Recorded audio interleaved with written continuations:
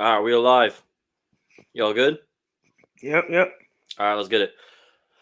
What's good, y'all? To another live stream. Uh, Sideline Convos. I'm your host, Justin. We got Dev, and then we also got Leaf in the building. He just not you just can't see him. He here though. Don't worry about that. A lot of interesting shit happened in the basketball world recently. And You popping in and out, but a lot of interesting shit has been happening recently. Heat are now the second team in NBA history to be an 8 seed to make it to the finals. We have the Nuggets in the finals. We have a lot of head coach droppings, a lot of head coach re-signings, and we got the draft up and coming. So whole lot of stuff to be covered. We're hopefully we can get through all that. First things first, you know, let's just talk about the biggest thing going on right now: Heat and Nuggets. Um, Let me hear y'all's takes on this. Let me hear y'all's takes. I'll go last. I'll go last. So Dev, you go first. all right, so as expected, we got the Heat versus the Denver Nuggets. The Denver Nuggets shouldn't be a surprise. They're the one seed, most consistent team in the West all year long. They have arguably the best player, in my opinion, who was the best player in the world, Nikola Jokic, a great surrounding team, and we got to surprise the Miami Heat.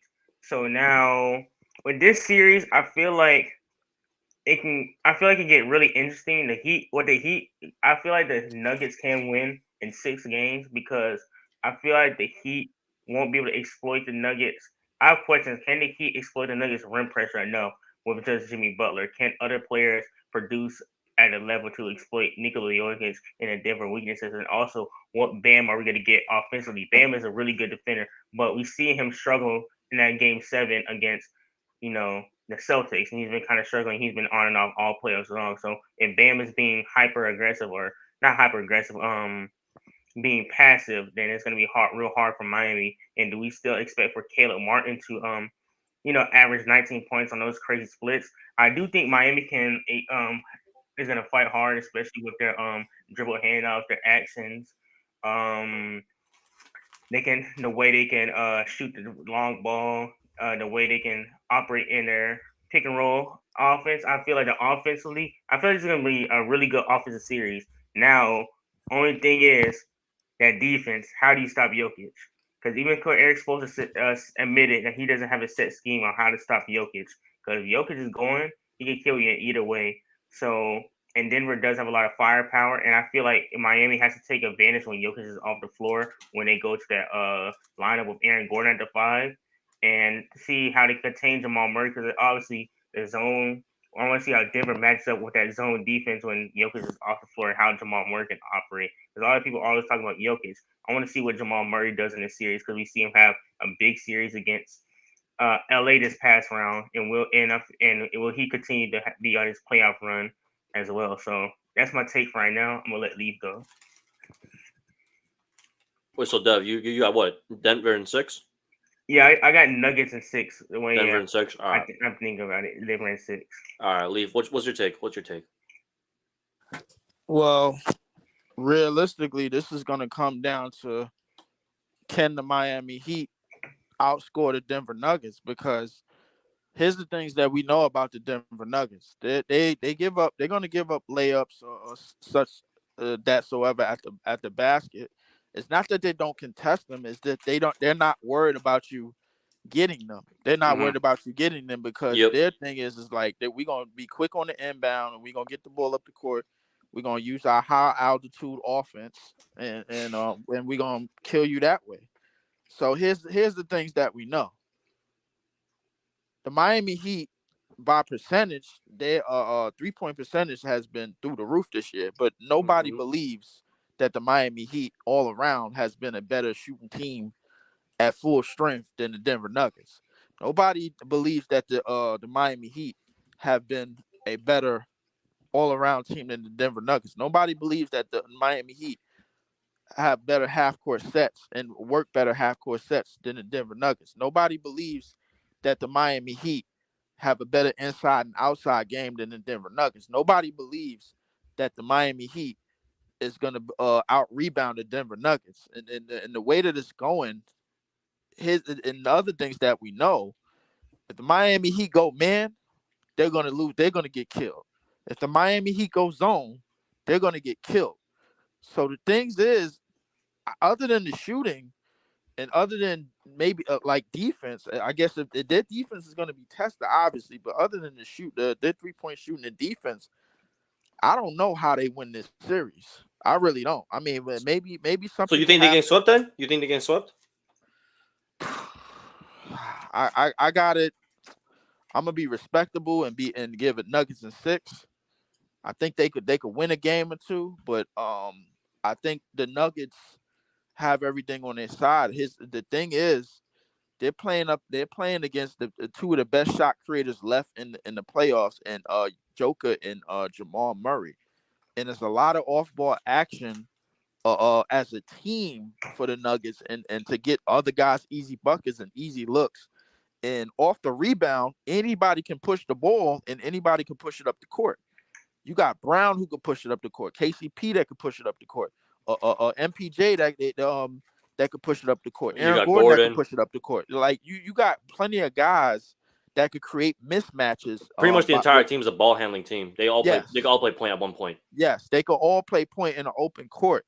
The half court sets obviously is going to be more Joker Jokic and Jamal Murray pick and roll and work a lot of off ball action, and that's something that Miami, I don't think is really accustomed to. The thing about Miami is, as far as the Eastern Conference, they have beaten all of the who's who in the Jimmy Butler Miami Heat era. Ever since Jimmy Butler got to that team, they have beaten the who's who in the Eastern Conference. Boston, they've beaten not once but twice. Milwaukee, they have beaten not once but twice.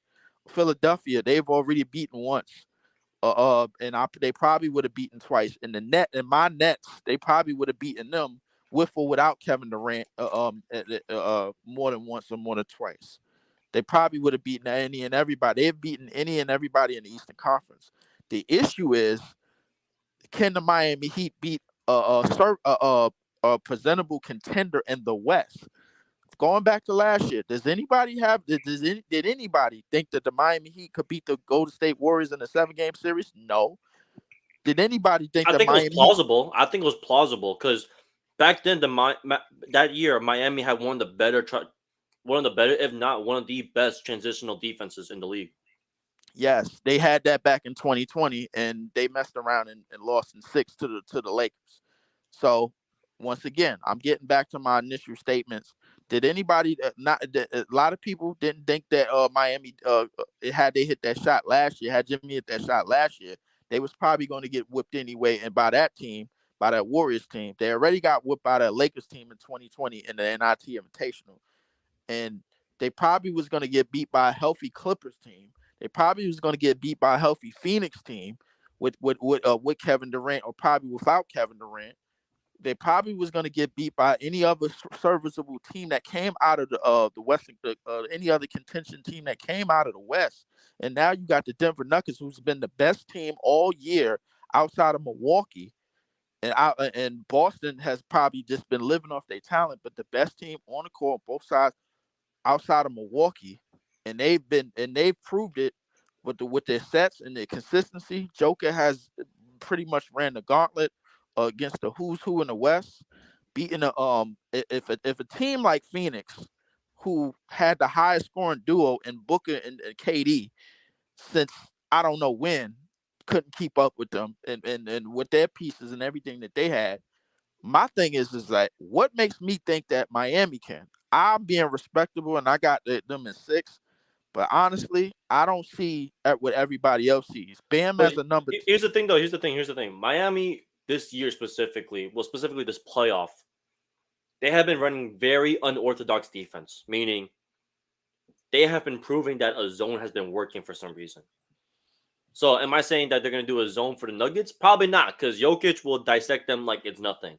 Yes. However, I wouldn't be surprised if I see Spo do a box and one. I'm not going to lie. I wouldn't be surprised if I see Spo do a box and one on Jokic. I would not.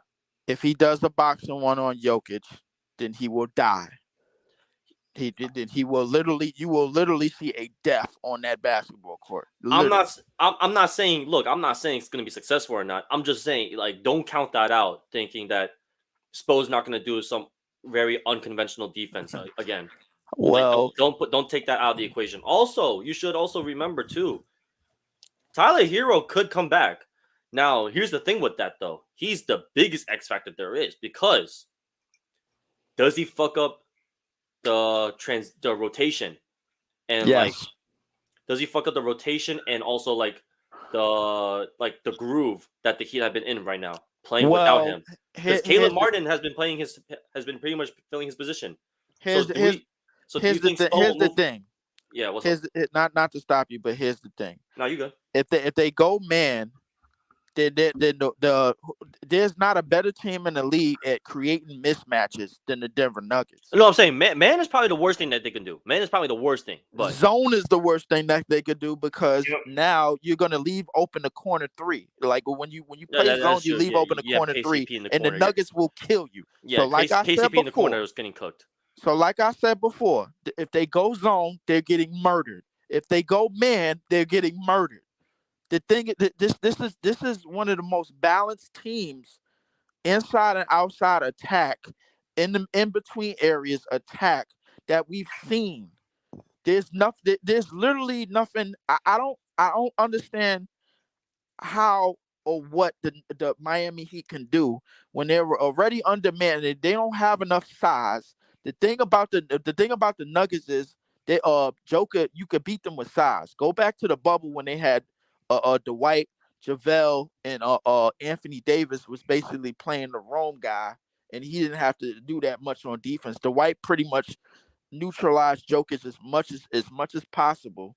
Mm-hmm. And Joker was stayed in foul trouble, obviously, but it really wasn't nothing they could do because he couldn't provide as much offense. The difference this year is AD was by himself, and AD had that matchup one-on-one for most of the series until they tried to switch out Rui, which didn't work.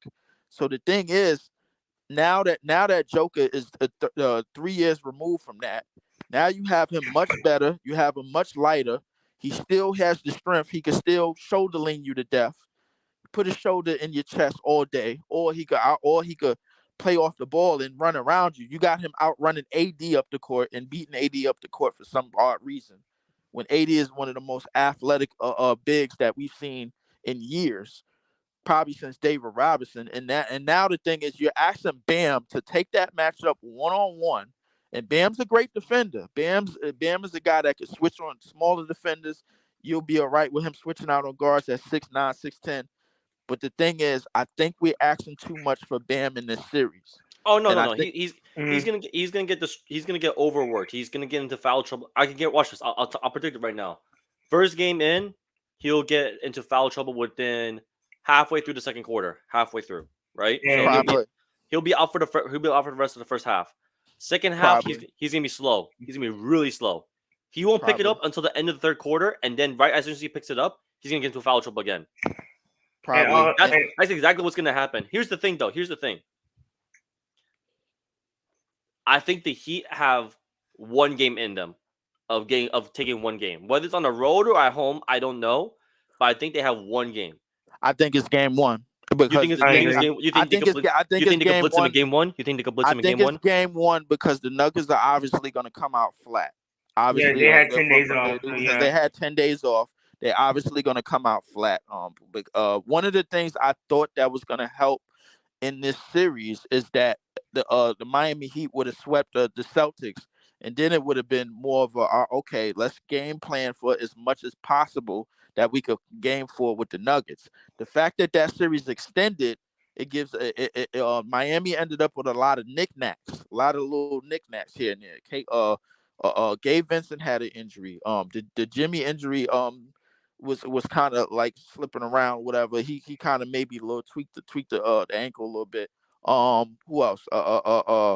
Kevin Love had an injury. Somebody else had an injury, and now you're asking Caleb Martin to basically do the unthinkable in this finals by going toe to toe with those guards over there that have been consistent all year long. KCP and Bruce Brown has literally been part of everything, the chains that has gone to the engine that is the Denver Nuggets. Without them, I don't even think they get here.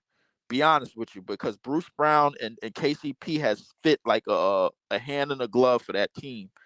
And going forward, obviously with the Jeff Greens of the world and everybody else, the Aaron Gordons, the MPJs, Jamal Murray, aka Kyrie Irving. I swear that's Kyrie because in the last series, I'm like, okay, bro, this is ridiculous. If Miami Heat throws any defensive liabilities on that court, then they will die. Then that includes Duncan Robinson and that includes Tyler Hero. They need to be far away from that court as possible, especially when the starters are out there and the starters are for the Nuggets are Here's fresh. the thing too, like Miami runs like I can't tell if they run a 8-man rotation or a 6-man rotation because there are times where Spo has Cody Zeller and Kevin Love in, as well as Duncan Robinson, right? And then there are other times where it's the starting 5 plus Duncan. That's basically what it is. And maybe what's his name? Naismith? Right. Man, Nate Smith is starting to get a little bit of time too. He's starting to get a little bit of time, but that's about it. It's very inconsistent, very shaky. Yes, Meanwhile, Denver has been running a consistent 8-man rotation almost every game, and it is working every time. You game. And you have Bruce Brown, Christian Brown, and Uncle Jeff coming off the bench. And also it is experience with energy with as well as just overall play. And the most important thing that the Nuggets have going for them, health. They're finally healthy. They're finally healthy on top. They're finally healthy, but on top of that, though, the key players that they have not had significant injuries to also hold them back either. So they've been the only times that you've seen their players lose is because if their role players are playing bad, not if they're getting injured and all that stuff. Now, this is particularly this season only. This season, and also one thing I want to say is that Denver they do a really good job of getting quality looks of the 3-point line. Unlike Boston, they don't really force up threes. They actually get good looks, and when they're open, they hit them. And also, it's going to be hard to play defense because Michael Porter Jr. he shoots over the top over a lot of players. And we saw in the Lakers series, he just shot over the top of players like what's the name? Players like Reeves and all that stuff. So that's the thing. So when you have Michael Porter Jr. shooting like that, and Jamal Murray, he's another key ball handler. So Denver has more than one guy that can handle the rock, and they was able to exploit the Celtics lack of a ball handler and playmaker in that zone defense, which probably won't work the same as Denver when they don't make as much mistakes, don't turn the ball over as much. And they're gonna have to make, in my opinion, I feel like Miami has to make Denver fight on defense. And I hear all the time that Jokic getting into foul trouble, but he go vice versa. That Bam can get in foul trouble, and if Bam's in foul trouble, who you go for? Cody Zeller. They don't have an answer for Jokic if Bam in foul trouble if he ain't in foul trouble. The Denver Nuggets is basically a combination of offense, defense, and just overall play. Denver Nuggets is they're the combination of the Boston Celtics depth and offensive ability mixed with the Warriors' game plan and off-ball schemes. Mm-hmm. That's a fact. Yeah. There's not a damn thing that Miami can do. There's not a damn defensive set that they can throw at Joker that's not going to get torn. The only thing they have the only gameplay I can see them is you have to start K-Love only so that he can stretch the floor and have Bam in the paint. That's the only way, because if Bam is your big, you're so big, and they run small, which is what they usually do. It's gonna be bad for them. It's gonna be bad because that's the only option. Size up wise, they're also big. The Denver starting lineup is big. Jamal Murray is 6'2", 6'3". He taller than that, ain't he? Maybe he's like 6'4", so 6'4". 6'4", 6'5", really. Yeah. KCP 6'6", 6'5", 6'5", 6'6". MPJ small forward 6'9", 6'10". Yeah. Then you have Aaron Gordon 6'9", 6'10". Then you have Jokic 7 feet. That's a big lineup to be. The rebound should go in Denver. And on top of that, their bench is just as big. Their three bench rotations is just as big. Bruce Brown, who's their point guard, he's 6'4", 6'5". He's their point guard. Yeah. Christian Brown, who's their energizer, the rookie. Yes. He's 6'5", 6'6". Then you have Uncle Jeff, who's 6'7", 6'8". Their stretch floor. Exactly. Right. there's no weakness that Denver shows. In every game that they've lost, it's not because they were lacking one thing. It's because that their role players were not playing to the standards that they usually do. That's what I've noticed. In every series that they've played, in every series that they've lost at least those games in or so, it's not because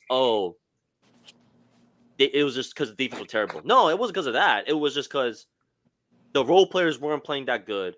Either that or the other team was playing better. Mhm.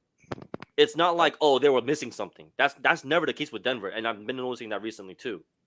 So I'm very interested. Me personally, I think I would say Denver in 5. I think Leaf is right. You know, Miami will take one game. It's gonna probably be the first game. They're gonna blitz them.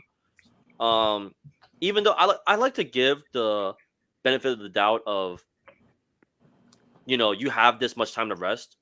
Mhm.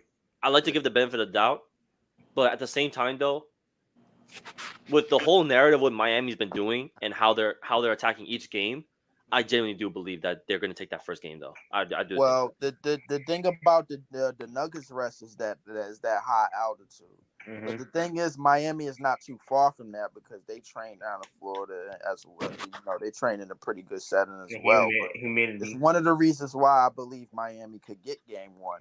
However, Miami has allowed that Celtics series to drag out so much. Yeah, they didn't take care of business, and I do. Yeah, that's another thing. Maybe it concerned me too. Yeah, and Boston being as talented as they are, they also very stupid. They're very stupid because they start leaning on threes and it doesn't work, and they be able to shoot themselves in a They hole. play like a college team, bro. Leave. They start to and they get in a 9. Yeah, they would be a great NCAA tournament team, Final Four team. Yeah, and they get themselves in the same type of hole they saw themselves 5 years ago when they shot 7 for 42 when Jack and Jill, aka Scary Terry and Marcus Smart shot them out of the game after LeBron got dunked on by Jason Tatum. They find themselves in that, and they was actually in that game. Mm-hmm. That the game that they played the other day, they was getting their ass whipped from the second quarter on. It wasn't even like it was literally a bad. And they could have came back in the third too, because the third quarter was really, really close. Miami hasn't won in Denver since 20. That's crazy. That's crazy. And people say don't take the regular season in the Heat, but I gotta take that into account. No, you really do, because like that's something that that's not none you can just throw away when you analyzing this series. You gotta take that. And also, you're right, and we talking the whole Jokic era of Denver. And also, the thing is with Jimmy Butler, I know he deserves his praise in his playoff run and all this stuff, but he has had some games where he's been like, I think people are. It's the games they lose is where he's not the best. Yeah, and I think people are still on the fact that the Bucks series, they're still covering the Bucks series, but the Knicks and the Celtics series, he was still really good, but he wasn't like all time. Like he wasn't all time. I got a question. No, I take it back. He wasn't all time for the Knicks series. He was good this year. He was better. He picked it back up during the Celtics series. It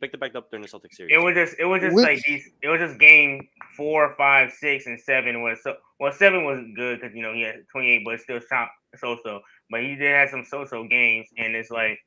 But it's I find so weird though. I find so weird how that offense is so stagnant the moment he is off the court. It's because he's a good playmaker. It's like the dribble drive and his No, but that's the scary thing though. How much does he have to play? How much are the Miami gonna wear him out? True. Just so that they can get the offense going? Because if you look at the film, right, on Game 7 specifically, I was watching it and it's like, okay, Jimmy's out. You have Kyle Lowry in instead. You have Highsmith. Time for Bam to go off. Yeah. Bam only had like 4 points. Yeah, and only that is Caleb Martin was keeping him in. Caleb Martin was this unsung hero the whole series. Caleb Martin was balling. He was the unsung hero, but here's the thing too. Caleb Martin is not he's not a star player. He's not the primary guy, meaning he's better receiving the ball than he is creating his own shots. But also, here's the thing: if they play Highsmith, now favor in Jokic in the Denver's way on defense because Highsmith isn't an offensive threat. So they can leave Highsmith like open whenever they play defense, and like how they use Denver, and like Jokic doesn't drop. Like the defense, like Mike Malone, you got to give credit on Mike Malone how the way he adjusted his defense to see how he used Jokic. It doesn't really expose Jokic's flaws that much, and only that I feel like Aaron Gordon's gonna be on Jimmy, Aaron Gordon should not fall for that pump fake because Jimmy's perfect at that pump fake. I know because Martin know that pump fake. Like if I'm Aaron Gordon, I'm telling him. If I'm Mike Malone, I'm telling Aaron Gordon just play him straight up because Jimmy's gonna get to his spot. Jimmy's gonna get his, but don't fall to that pump fake and get him in more rhythm because that's when Jimmy starts to turn and hit me. How much do you think Aaron Gordon is going to truly guard Jimmy? Because y'all talking about y'all watching the games. Y'all know Jimmy Butler's a matchup hunter. Yeah, He's exactly. going to force Jamal Murray to guard him a lot. Yep, exactly. It depends on it really depends on the lineup. If Miami plays smart, Miami doesn't really have a chance. But if they play smart, meaning if they put in their stretch big, which is K Love, if they put in K Love in the starting five, so it would be Gabe. It would be Gabe Vincent, Strus, Martin, Jimmy, and Gabe. I think Strus come out. Strus come out. Okay, so Gabe. Gabe, Martin, Jimmy, Bam, and K Love. Mm-hmm. I think matchup wise, I think Jokic is gonna be guarding Bam because he knows Bam is not gonna be stretching the floor whatsoever, so that's fine. Mm-hmm. It's gonna be Gordon or KCP guarding Jimmy. Yeah, I'll say that much. It's gonna be Gordon or KCP. I think they'll take turns. Jimmy Butler has to find a way to get Jokic out the paint. He needs to find a way on offense, like you said, Mark, to find a way to get Jokic to get out the paint so we can exploit the drives. Because I think because they're gonna live with Jimmy shooting threes, even though. You live with that any day of the week. You live with that. So that's the thing. Jimmy Butler, Miami has to find a way to get Jimmy to his spot and exploit the rim. I feel like Jimmy's gonna be not passive, but I feel like Jimmy's gonna have a playmaking series. Jimmy's gonna be definitely a playmaker for game one. And here's the thing too: the only way for Jimmy to start heating up is for Caleb Martin, Gabe Vincent, his teammates, to start heating up. That way, when they're more focused on them, that's when Jimmy's gonna come in, blitz them, and start getting his shots in. That's the only scenario I see it happening because I saw some talks and I heard some talks about like, Tyler Hero's anticipating to come back. He's starting to come into practices, doing light contact drills, and it's like that's cool. Yeah. Will he kill the rhythm? Yeah, that's the thing though. Will he kill the rhythm? The Heat have basically played this entire playoff run without Tyler Hero. And Slick looked better without him. And I like what y'all saying because it's like if I'm Spo, look, Tyler Hero, you can't bench him. If he's good to go, if he's good to go, he's too much. There's too much potential of him scoring to just bench him. Not playing him. Fit in. No, exactly. On a drought, then he goes in. Yeah, so he has to understand that. That's what I'm saying, Marlon. I think he will. I'm not saying like you don't bench him. I'm not saying you start him, but I'm saying like he's too good of an asset to just like not play him whatsoever. Yeah. I think you have to bring him back to the bubble days of bringing him as a 6-man. Yeah, I agree. I think him and Lowry coming at a 6-man. I thought you started. Oh, that was in the finals. No. That was that was last year. That was last year. This is his first season starting. His first season. His first season. Okay. I thought his rookie year he started. His rookie year he started too. It was his sophomore year when he won. Because the lineup. Yeah, because the lineup was. He went 6-man last year, I think. In the rookie season, he started before the playoffs. He won it 2 years ago. 2 years ago. 2 years, dang. Yeah, but what you said with our starting lineup, I hated it like from the bottom of my heart. I mean, Mar, you hate it, but at the same time, though, like I think that's the only option you have of somewhat of a chance. I'm gonna tell you a better option. Jimmy Butler's a shooting guard. Is that not where he started his career? You put Vincent at the 1, Butler at the 2, Caleb Martin at the 3, Haywood Highsmith at the 4. Because of the MPJ mixed match, he's gonna start off the games. Doesn't mean he's gonna play 40 minutes, but he's gonna start off on MPJ so they don't get hot and Bam Adebayo at the 5. You think the Heat are gonna blitz? You think the Heat are gonna blitz the Denver defense? No, and another thing is people keep talking about Miami zone is gonna get exposed. It's this that y'all are right. Y'all can't say Coach Spo's the best coach in the league and didn't think he's gonna do something that y'all could see. Like he's gonna mix it up. That's what I said before. Like, don't be surprised if he genuinely, Mar. I genuinely believe so. I'm not here saying it's gonna work or not, but I'm in my mind truly. I would not be surprised if he does a boxing 1. I would not be surprised. What you mean by that? I wouldn't be, because this entire playoff series, Spo has done unconventional defense. Yeah. He has made a zone work in the playoffs. Yeah, every postseason. Exactly. So I think while the zone, when he run the zone, especially against like the Celtics, it's like it's not something that he do like the whole game, but it's definitely to like no. It's just to slow down the pace. It's to slow it Yeah, down. Slow it down. So like to obviously disrupt the rhythm. Exactly. Like So if obviously, like they come into the zone, then you gotta like if you was in the zone already, like I'm talking about scoring wise, the Celtics they was in the scoring zone, then Miami That's come what out they to the zone. expect. Yeah, it disrupts your rhythm. So when they go back to man, it's like when you shooting that ball, it may be a little short or something like that. But here's the thing, though. Here's the thing. Like, yes, they're definitely gonna do the zone. But what I was saying about the box and one, I wouldn't be surprised at some points in time where they're gonna do a box and one on Jokic to mix it up. Just to mix it up. Not saying it's gonna be successful or not. Not saying it's like that's gonna be the whole game plan or anything like that. I'm just saying don't rule that out of that being part of the defense. Oh no. I do expect zone. I do expect him to mix it up because you're gonna have to against this different team. I don't know. They don't have the same. That's hard because they don't have the same weaknesses. It's hard to do a box and one against Jokic. Well, yeah, it's hard. But I'm just saying like I just don't count that out. Don't be surprised if they do that though. That's what I'm saying. I think Spo, he's intelligent. He got some up his sleeve, but a box and one, I don't know.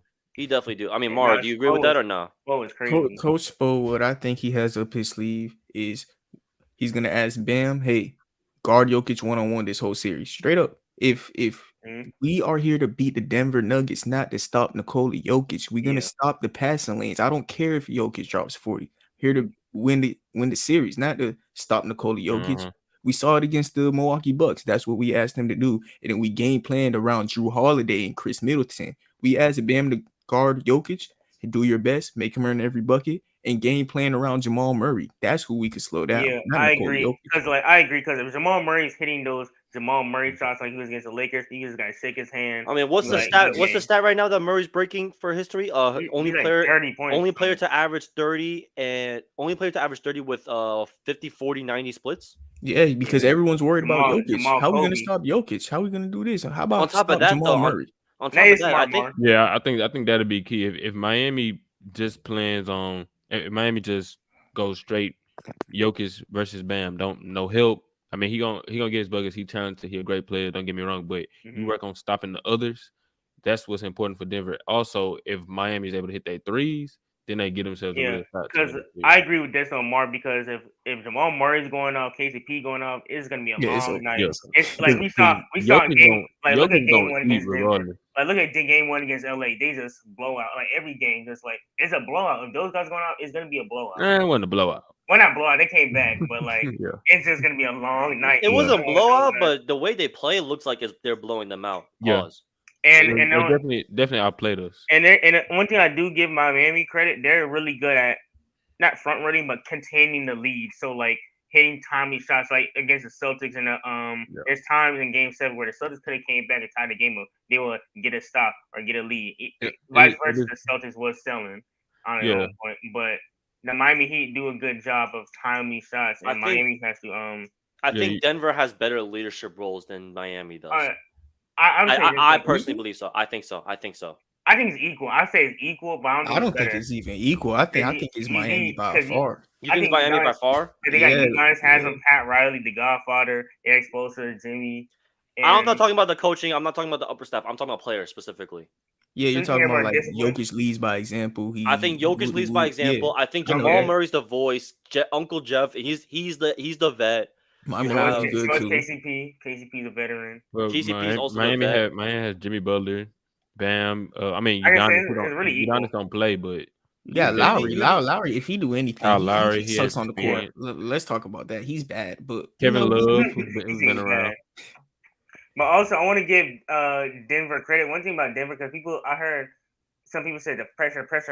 I like they don't care. Like they do not care. Like Nikola Jokic is not a player. He generally doesn't care about pressure. Like I don't say doesn't care about legacy, but like if you look at his demeanor, how he hoops on the court, like none of that really gets to his head. Like he just falls out. So the whole pressure thing. Yeah. And same thing with Miami. They thrive in this. So that's why I think it's gonna be a great series because neither of them are gonna fold. I don't see neither of these teams fold under pressure because they proved that they don't do that. Yeah, I mean, you can say that, Dev, but at the same time, like they still never been to this stage. Oh yeah, facts. So exactly. It's a bit different.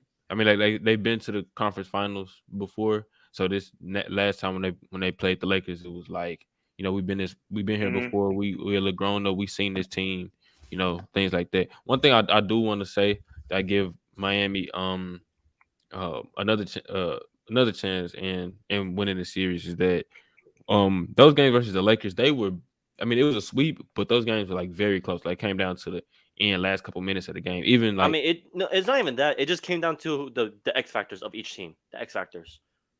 The X factors for the Lakers were their role players. Well, It but was Dwight, it was JaVale, it was Rondo. No. I'm talking about the 4-0. This current sweep? Situation. Okay. This series. And one thing I want to point out is that the Celtics, not the Celtics, the Heat in every like usually like clutch game this playoffs, they've came through. Like I would say maybe game 2 versus the Knicks, but Butler wasn't there. And then that game when Derek White had the tip in of the best tip in NBA history, you know.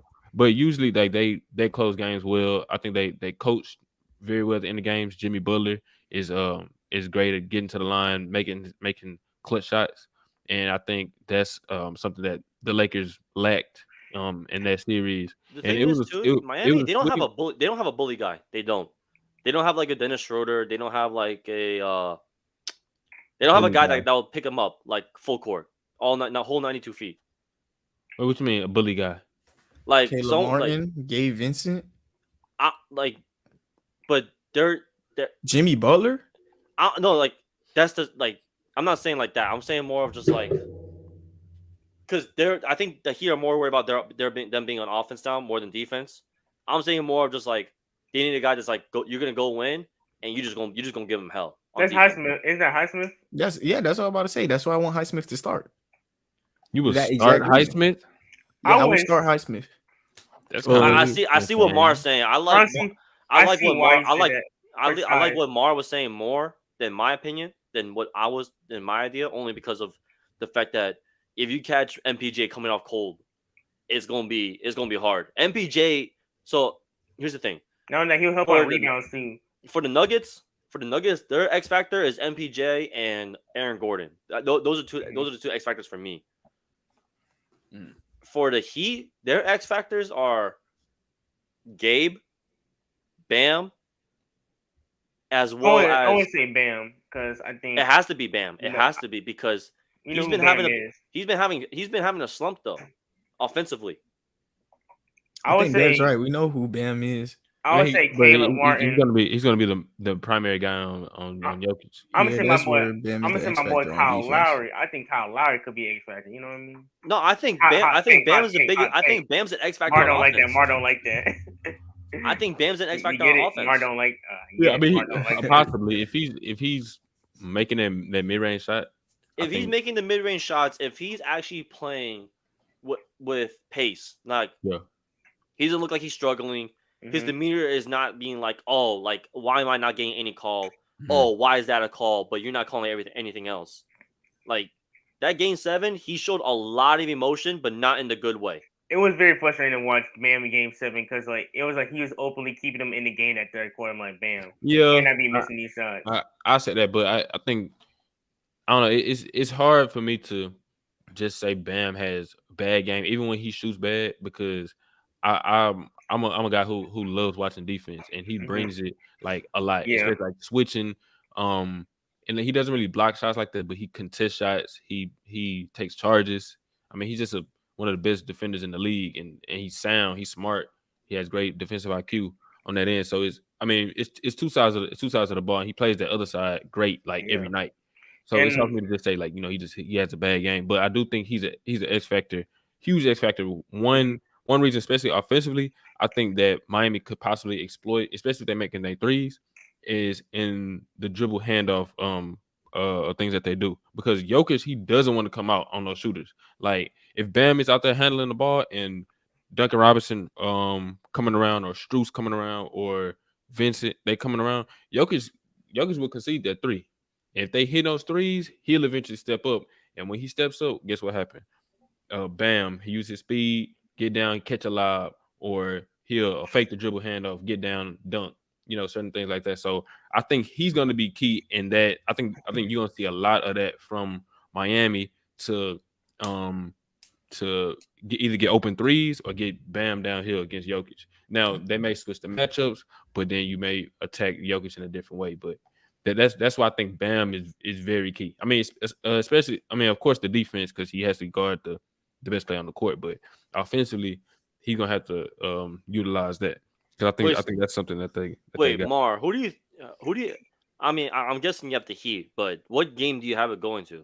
Well, 6, Heat and 6. They're winning game 1 tomorrow. You could tell me that the Nuggets haven't lost at home yet. I could tell you the Heat haven't lost the game 1 yet.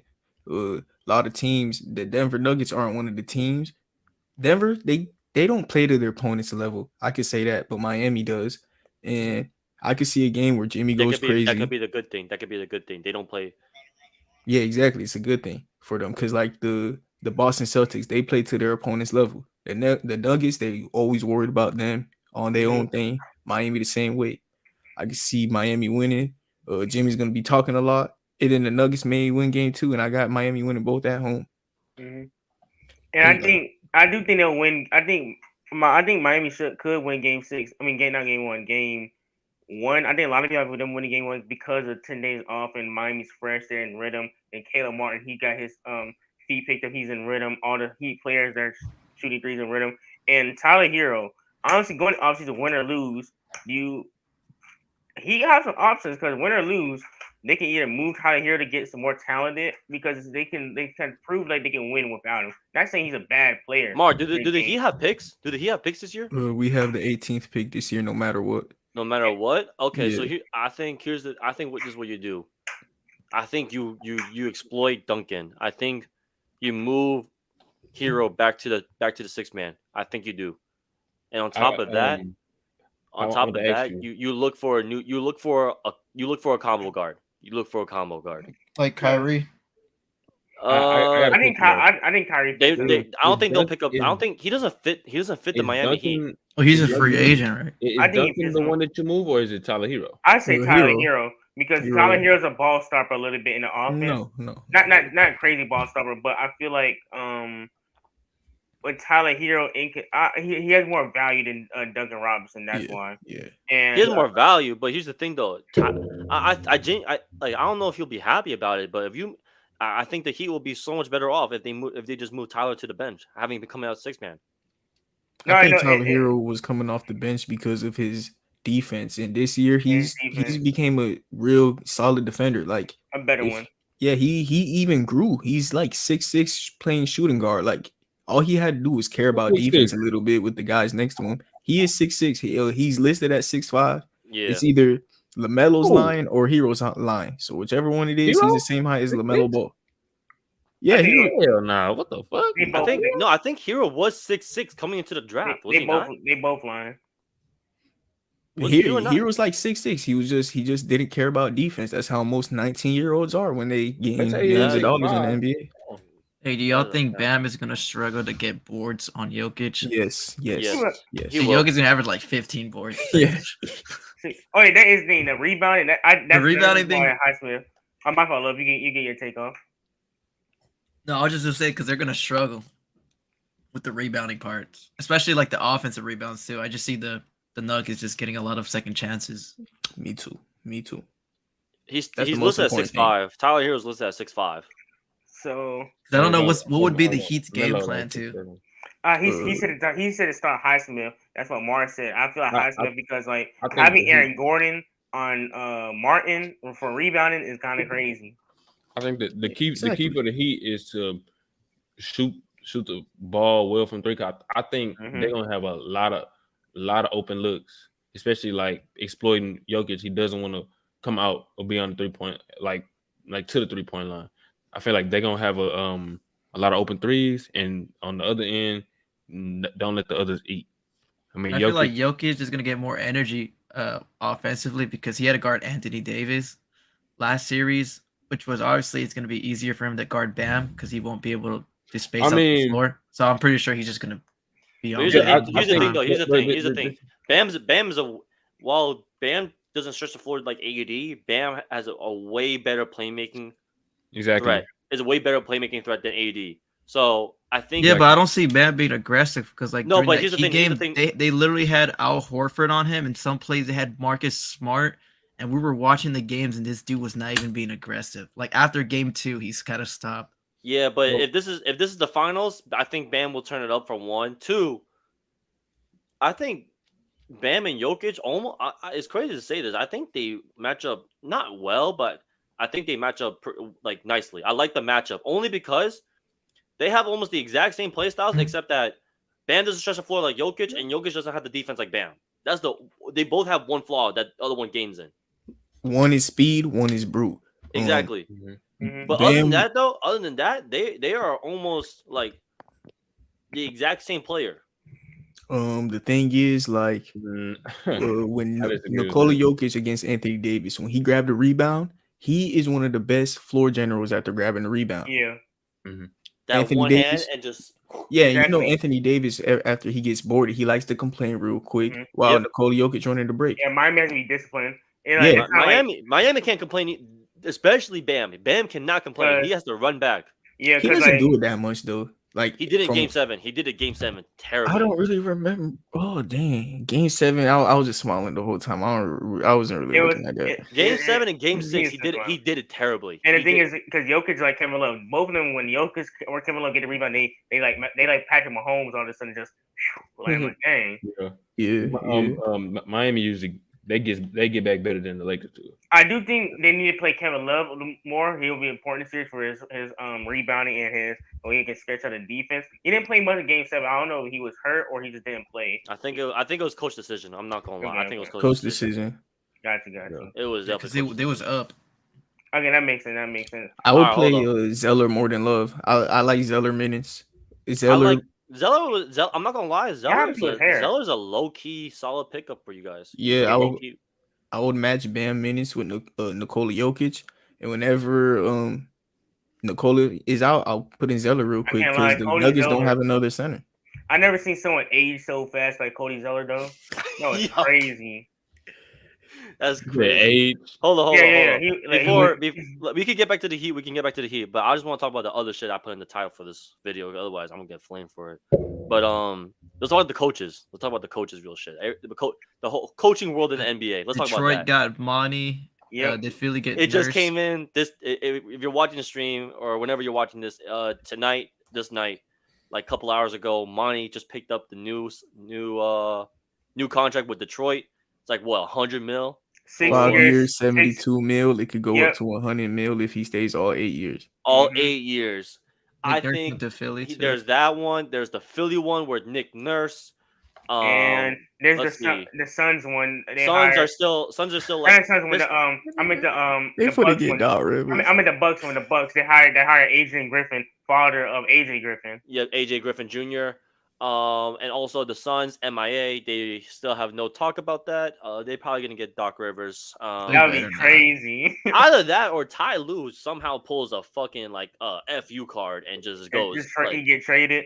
He just says I'm out of LA and goes to Phoenix, but I don't see that happening. But I think it's crazy right now how the expectations of you don't win one, you're gone. I don't like that at all. And if you think it's crazy on how all the coaches that just got fired were coach of the years and also have won championships. Mm-hmm. But the moment it's a bad series, it's hit the road. Yeah. I don't like that standard at all. I don't like that. I mean, if it's continuous of you can't even make the playoffs, I get that. But if it's just you make the playoffs, slump, you lose. You just lose, and then it's like, bro, you didn't even get that chip 1 year. Bye. And look at the coaches you just fired. They brought you chips. Yeah, I think with Coach Bud, and you're just Coach Bud is kind of different though, because he did kind of get bailed out. Because if they would have lost in 2021, I believe he would have got fired. He did get bailed out at the same time though. It's just like. But the thing is, he also regressed as a coach. He's regressing the team. You know, that he's making bad decisions. Like, but his star player was also hurt. No, his star player is hurt, but still, that no timeout called. It's kind of glaring. The non-adjustment, and it's not just this year. Playing Jimmy Butler 1-on-1. It was last year against the Celtics. Like Yeah. it was constantly playing drop coverage against that Celtics team that's killing you from three, and like that stuff. Like it's constant things that. Also the Raptors, they're also open right now. They're also open. They're still open. That'd be crazy. Uh-huh. And also, I don't think Monty Williams and Nick Nurse should not have gotten fired. Like especially Monty. Monty was going to 100%. I don't even think Doc Rivers should have gotten fired either. I don't think Doc Rivers should have gotten fired. I can't lie. Doc, I don't really care. It's like it doesn't. Again, also I kind of agree with you. I don't really care that much, but at the same time though, Doc didn't do anything wrong. There was no coaching scheme that Doc did wrong. James Harden didn't show up. Joel Embiid didn't show up. Your MVP did not show up, and then you're blaming the coach. Me personally, I don't see how that's that. It's kind of a good thing that Nick Nurse got fired because you can actually go to a contender. Yeah, you can go to a contender, but I like. If anything, I'm more excited to see how Monty's gonna handle this really young team. I do like he has security, I like the idea of him mentoring Cade, him mentoring Jaden Ivey, Jalen Duran. You have who else do they have now? They also just picked up the fifth pick. James Wiseman. James Wiseman. Like what pick they got? They got like pick 8. Pick 5. I got and I do like that. Wizard Nation got pick 8. We actually gonna do it right. Wizard Nation. Y'all gonna draft I ain't never heard that. I didn't know that was a nation. I ain't know what that card was. Hey man, we not too loud. We're not too proud about it. I can speak let Dev cook. He sound like he trying to say something. Wizards might got the worst contract in the NBA, but we don't gotta speak on that. Yeah, well, who got the worst contract? Wizards with Mr. $200 million Bradley Beal. Anyways, back to the Heat. Back to the Heat. Back to the coaches. But I feel like I love that Monty Williams got security. Like he had his lengthy contract, so he can actually do a job because like it's a project. It's kind of like what the NFL did with what's his name? Desto, the Texas coach. Right now. Yeah, right now. Oh, D'Amico Ryan. D'Amico Ryan, because it's a project, and not only that, I think they're committed to building a culture. Because Monty Williams did change the culture in Phoenix. So remember, Phoenix was trash before he was the coach, and then he really went 8-0 running the bubble. But on top of that, though, Monty is dealing with a younger team than Phoenix, and Phoenix was a young team when he first started too. Yeah. So if you look at the growth that Monty did with the Phoenix Suns. He started off with Cam Payne, Devin Booker, Cam Johnson, Mikal Bridges, DeAndre Ayton. That 5 right there were super young when he started with them in the bubble. Mm-hmm. Super young. Taught them how to be pros. Not even super young. Not even super young. They were young enough. I'm about Dragon Bender. And that too. What? Dragon Bender. I don't even think he was in the league. But anyways, that 5 right there, that 5 was young. They were all in their mid-20s. They were all in their 20s. Early 20s, mid-20s, right? Mm-hmm. Now he's on a team with 18-year-olds, 19-year-olds, 20-year-olds, 21-year-olds. Yeah. Who's their most experienced person on the team? Probably. They have Corey Joseph. Frank Mason. Frank Mason. Corey Joe, Bogdanovic. Joseph. Oh, yeah, do that Bogdanovic. Yeah, he's the most exactly. player. Exactly. That's their most experienced player. This is probably one of the best projects for Monty. I agree. This is the best way Monty, for Monty to show the world that he's got it as a coach. It's the best way. Monty, he been around like long. He coached Chris Paul, and I think that's gonna be key for Anthony Davis too.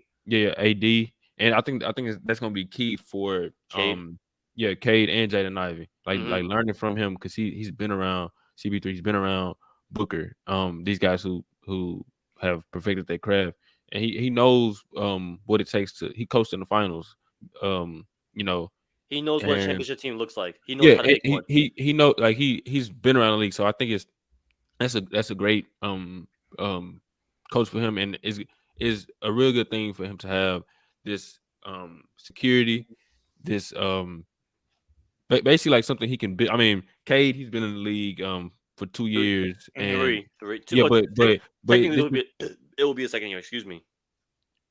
No, well, I mean, he played a little bit last year, barely. So like I say this year, when he's healthy, this but would be his second year. Seasons. But this would be like his team. He's starting fresh with. And, Yeah. and Do you think they get rid of Killian Hayes? Do you think they hop on that train? He wouldn't be a bad think they six man. should. I think they should. I think having what's the other guy? Ivy. I think it Ivy of course, but I'm talking about what's the guy who came RJ Hampton. No, he came. Yeah, they did get RJ and the other guy. I think Isaiah Livers. He Livers. Yeah, he started to play real well for them. I think. But Livers is a forward though. He's like a small guard. But I'm just talking about like the extra depth because like Killian Hayes. I mean, he's a point guard, and you have basically he was three playmakers now. Like you have Cade, you have Ivy, and you have RJ, who's a really good shooter. And I think really good is I think that's an overstatement. Really good shooter. Oh, okay, not really good, but he's a good Boyan's a really good shooter. We talking about RJ Hampton being a really good shooter. I mean, no, he was a good shooter. I mean, solid shooter. Really good? I don't know about really good. RJ Hampton can shoot. Honestly, I have a question. Out of these three big men, which one do you think Monty has the best chance of unlocking? Out of these two, other than Jalen Duren, because he's baby Dwight Howard. James Wiseman or Marvin Bagley, because both of them highly rated. Bagley. Which one would you bank on higher? Bagley.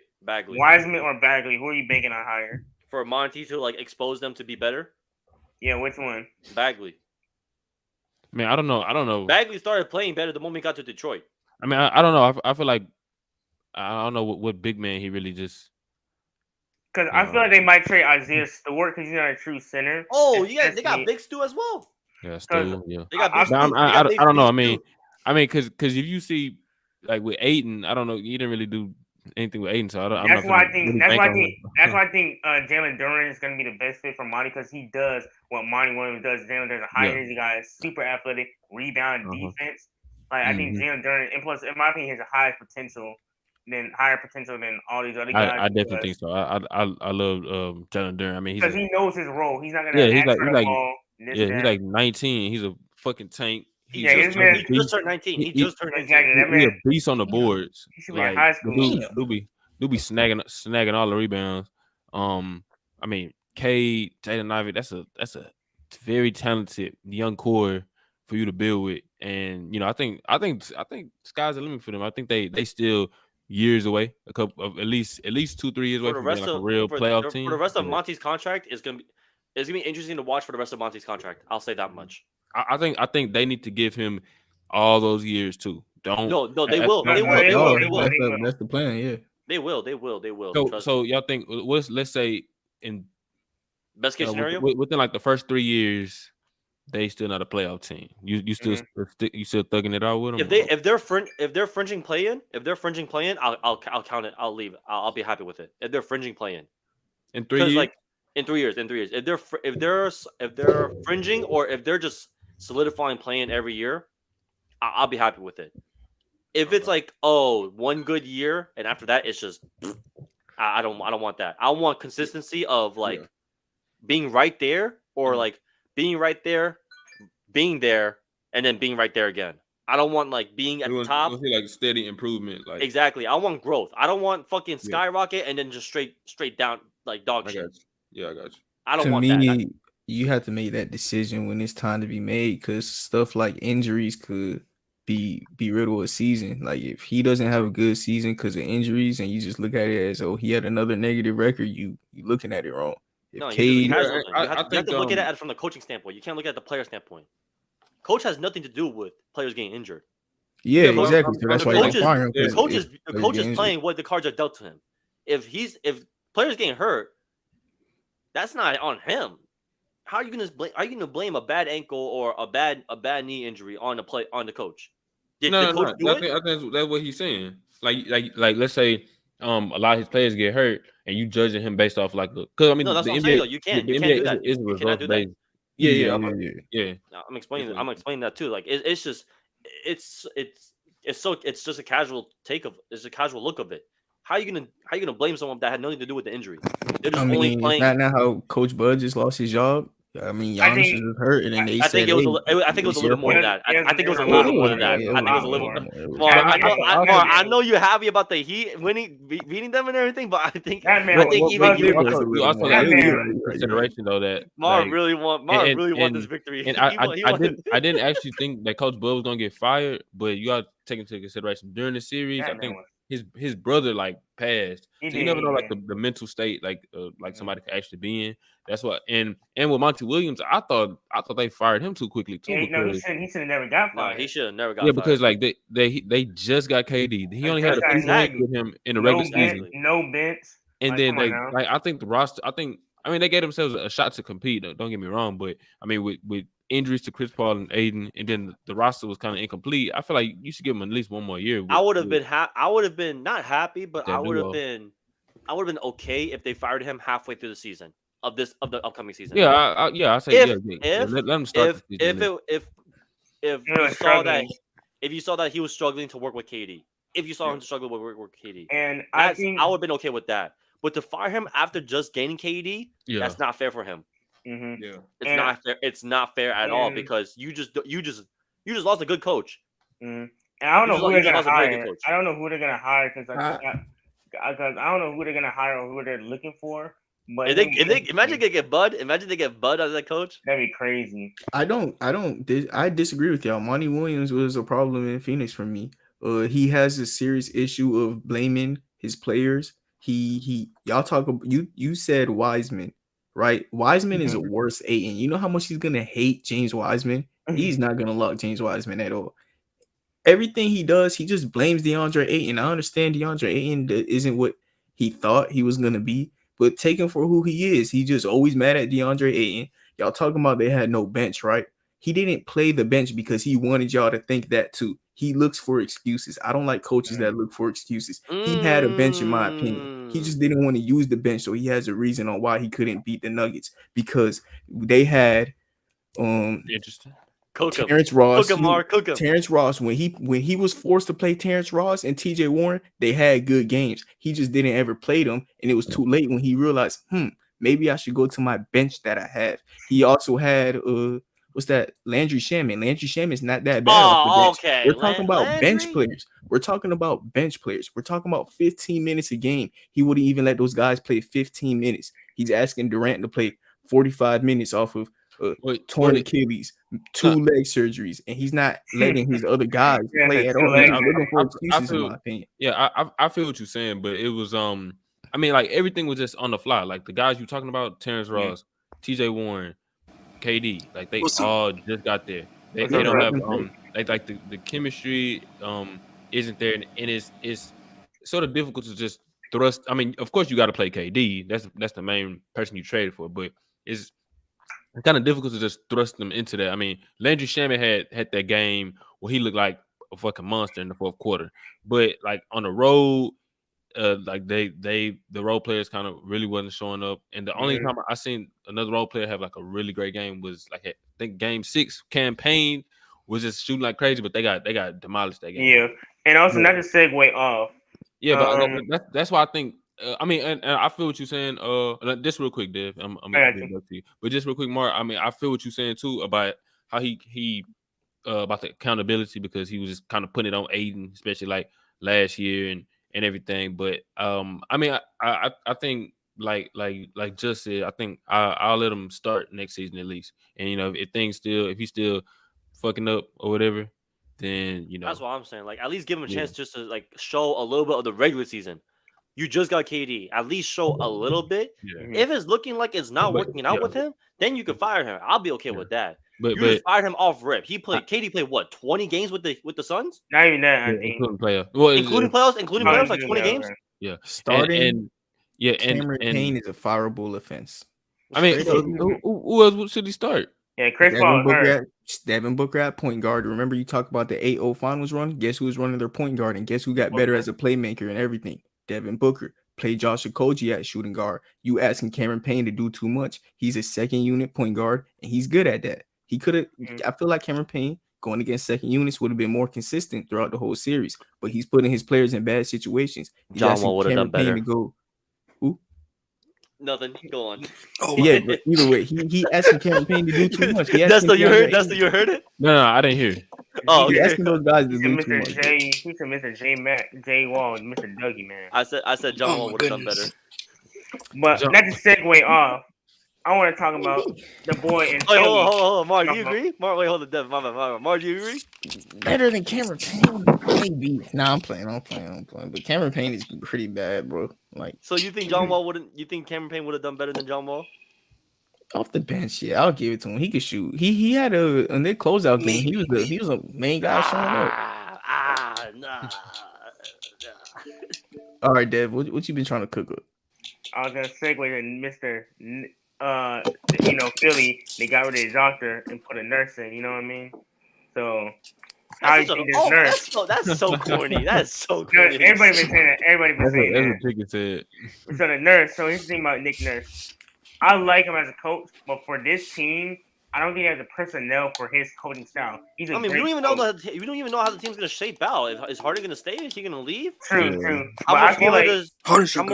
How much longer does Tobias Harrison have on this fucking? How much longer does Tobias Harris have on his contract? Mm-hmm.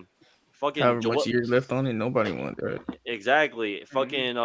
He didn't even play Jalen McDaniels. Yeah, he didn't play. No, Jalen McDaniels getting a lot of burn. Like that's one thing McDaniels gonna play. And I must say shout out to Zeno because he said this in a Discord chat. I do think Joel Embiid will have one of his best defensive seasons with Nick Nurse under the helm. Not like 2019. I don't care because I feel like because Nick Nurse is a great defense coach. He knows how to cook up defense, and I feel like he won't have him just playing that high post all season long. He'll actually give him post ups and has to give him reps in a low post. He can develop a playmaking game and like utilize the different offense. And I feel like Maxey was going to take another little jump. Not saying going to be a superstar Jamal Murray type, but I feel like having Maxey become a better ball handler and like more of an initiator will also help. You think he's going to play the 1 guard or 2 guard then? I think it'll still be a 2 guard because he's more of a scorer, but like a secondary initiator. Depends on if Harden. It depends on what happens to Harden. All right, hold on. So I want to hear what you guys think. Do you guys think Harden's going to stay or he's going to leave? I don't even know at this point. I think he's leaving. I don't even know at this point. I don't know what the man got in his mind. I've been trying to find out, man. I'm doing a rebuild series, and I don't know what to do with the Sixers, man. I seriously don't know what to do. I'm looking at them, and the Sixers and the Blazers. Those are the two teams that I just look the Blazers? Oh no, hey no, I'm doing one. I'm not recording it, but I like to do one on my phone in my own time. But I traded Dame. I got him up out of there and drafted Scoop. That's what I did. Got Dame up out of there. I mean, that's one option. I think something that you could do is and I don't think this is a solution in terms of Portland winning the championship. Don't get me wrong, but I guess to kind of contend and compete, especially how Boston just flamed out, you may try to get JB, put him next to Dame. You might have to come off Simons and maybe that number 3 pick, but that's something to help. I mean, you're definitely a playoff team as long as you stay healthy. And I think JB is a good number 2 next to Dame. You'll keep Jeremy Grant, I believe, in that trade. But I think that's something that they can do to compete. Is Jaylen Brown better as a 2? Yeah. Or is he better? Is he better at being a number 2, or is he better being a 1B? 2. Oh wait, never mind. I thought you were going somewhere else with that. I thought you were asking, is he better at shooting guard or small forward? Oh no, my bad. Oh no, like a number 2 option. Like do you think he's better being a number 2 option, like a legitimate number 2? I think a number 2. Or do you think he's better being like a 1A, 1B type situation? 2. I don't think he'll ever be the 1A, but if he was do you think he'd be better being the 1B? I know what you mean, like a Damian Lillard, Jimmy Butler type of thing. Like 1A, 1B. Anthony Davis, Braun, Stephen, KD, my Shaq, thing Shaq is, and Kobe. My thing is, but I think, and I think when Mar really thinking about this one. I think game 7 really, game 7 really like exposed a lot for me because when Tatum is unable to beat Tatum. and he's taking a step back, that then you rely on Brown to step into that Tatum role, be the number one, playmate for us, create because the defense shifted. The defense isn't no longer everything is on Tatum. The defense is on you, and what can you do? And I think he's better at going at the team's second best defender, or attacking closeouts, or playing a different type of role, because when you're the number one, you get the main defensive attention. You get like everything is schemed around you. I think he's better off. I think he's better playing off of another guy than being the main focus, because I think because when you the main focus of the team, you have to read the defense. You have to act as playmaker. Yep. Yeah, and I think that's a huge weakness in his game. And he's a good scorer. He has great transition. He can shoot the 3-ball well, and I think that's he plays better off another guy. That don't mean he's not a star player. Do you guys agree? So what are you saying then? Do you think he's better being at the 1B, or do you think he's better being the 2? A two. Yeah. What about you, Mar? I know you've been thinking for a minute. I got a question for y'all first, because all right. Let's hear it. On a scale of 1 to 10, rate Jaylen Brown's defense. I've never seen potential, or how it is right now. How it is right now, or not even that, or like how it is at its best. How do you rate Jaylen Brown's defense 1 to 10? I'm gonna give it a 7.5 to an 8, because here's the reason why. Well, how it is right now. Right now, because like it's kind of off a reputation, because like, his defense is really, really good, but he does have some reason why it's an off-ball defense. He gets beat off a cut. Like, Dev, you realize how high an 8 is in the 7.5, right? I guess, because okay, let me think about it. Because it's not. We're saying like it's not a 5. That's like fucking Vanderbilt. That's Caleb Martin. Oh, so that's like a 6 then. Dale, I like you. No, because his. I guess a 6 then, because like that's what I'm saying, like a 6, 5 or 6. All right, a 10 is Anthony Davis. Anthony Davis is a 10. What? I'm saying on a deeper scale. On a deeper scale, like 80 is a 10. That means Jaylen Brown probably a 6 then, because if we're going from 1 to 10, then I'm just going based on players. Because because here's the problem with Jaylen Brown defense. He gets beats off a cut, and his off-ball defense can get exposed because like he does a bad job of like recognizing, like he gets beat off back doors and all this stuff. Yeah. And Jaylen Brown also on ball, and sometimes he's been getting beat a lot more this year than previous years. And I don't know if it's because of bigger offensive role or his his effort, but I see him get beat a couple times. All right, hold on. Let's do this. I'm gonna name you a player that's within. He's still a good defender though. I'm gonna name you a player within Jaylen Brown's position. You tell me if you prefer him or Jaylen Brown for defense. Let's just go with Jimmy Butler. Jimmy. Middleton. Jaylen Brown. I'm going Brown. So we got Brown. We got Jimmy. Brown. I say Brown. I'm going Brown. Brown. I got Jaylen Brown. Three for Brown. One for your Chris.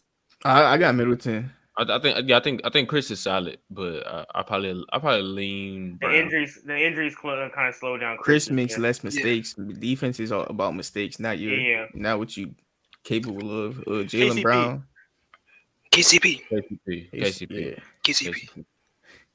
Austin Reeves. Come on, Jaylen Brown. Austin Reeves kind of good. Come on now, it's Jaylen Brown. Dennis Schroeder. Jaylen Brown. Because his size. Hold on. He has more size. Come on, Mark. Cook. I want you to hear you cook. I'm thinking. Come on, Desto, talk to me. This is close. I think this is around. Brown gives you more versatility. Yeah, that's why I said that he's versatility. Schroeder gives you heart and effort, which is all defense is. Who cares? Defense is just if you care. It's the size sometimes with shooters. I need to hear an answer. What we saying? So Dev said Brown. I can't lie. Jaylen Brown. Okay, Dill said Brown. I'm gonna go Jaylen Brown, but it's only because you 7 inches taller, bro. I'm gonna say Shooter. You would say Shooter? All right. Yeah. I'm gonna say sure. DeJounte Murray. DeJounte Murray. But then again, DeJounte also this year wasn't as good defensively. I think DeJounte is a bit overrated defensively. Yeah, he has been. He gambles a lot. As a Hawks, he gambles a lot. Mikal Bridges. When he locks in, Bridges, no doubt. Cam Johnson. I haven't watched him. Jaylen Brown.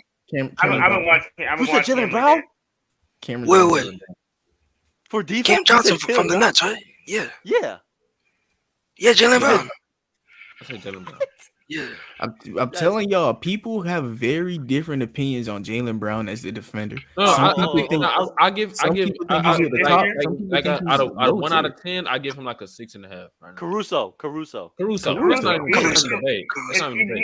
the best defensive guard in the league. Come on now. You don't gotta ask Drew Holiday. We already know it's Drew. Yeah. You don't gotta ask Paul. You gotta ask people like Dylan Brooks. Clears. Dylan Brooks. Might be Dylan Brooks. Dylan Brooks clears? Do I be a hater? Do I be a hater? Brown is a defender. Do I be a hater? I'm playing against Dylan Brooks. Dylan Brooks. Anthony Edwards. Anthony Edwards is a low-key elite defender, in my opinion. It's cool. I'm gonna say I feel like Anthony Edwards. He's turning on and off sometimes, but I'm still gonna go with Ant. Clay. Jaylen Brown. Jaylen Brown. A wash Clay is like where Jaylen Brown plays defense. Nah, Clay is cooked right now. I'm sorry. He is. So is Jaylen Brown though. He's just a shooter. Not like Clay. Clay is. Jaylen Brown has I think he has had his moments, his good moments defensively this postseason. He has more highs, but his lows is what I'm holding him accountable for. But here's the thing. The Clay, I still give it to JB. But here's the thing, though. I'm glad that it kills this fake debate that is Jaylen Brown better than Tatum. Like, no, he's never been better. Absolutely not. Tatum is literally better at every aspect of basketball. Better scorer, defender, playmaker. You know what they say, Deb? Every time they say he better, you know what they say? He got that dog, you know. Oh my god. So does Tatum, because Tatum got that dog too. Like Tatum. Here's a perfect example of how he has that dog.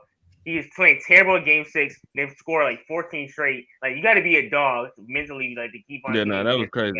Like I know he played bad, but I hate that little dog mentality. Like, everybody have a dog. It's just a different type of dog. Like me, me. I'm Chihuahua. Like I'm an athlete, right? I don't talk trash and all this stuff. I produce on the field or on the track. That's it. Like, I'm a silent killer. Like Curry, he's a babyface assassin. Like Curry doesn't. Ooh, Davion Mitchell. Who are you choosing? Davion Mitchell. Malik Monk. I'll give Jaylen Brown. Malik Monk. Nah, it's a conversation, bro. Jaylen Brown is a conversation. That level. He's that level of a defender. Malik Monk is an underrated defender. I think Jaylen Brown is very overrated on defense. No, that's fine. But I'm going Jaylen Brown. I'm just saying it's a conversation. Like you sit here and dial up film. Oh, Trae Young. It's like, nah. Let's see. Because Josh Hart.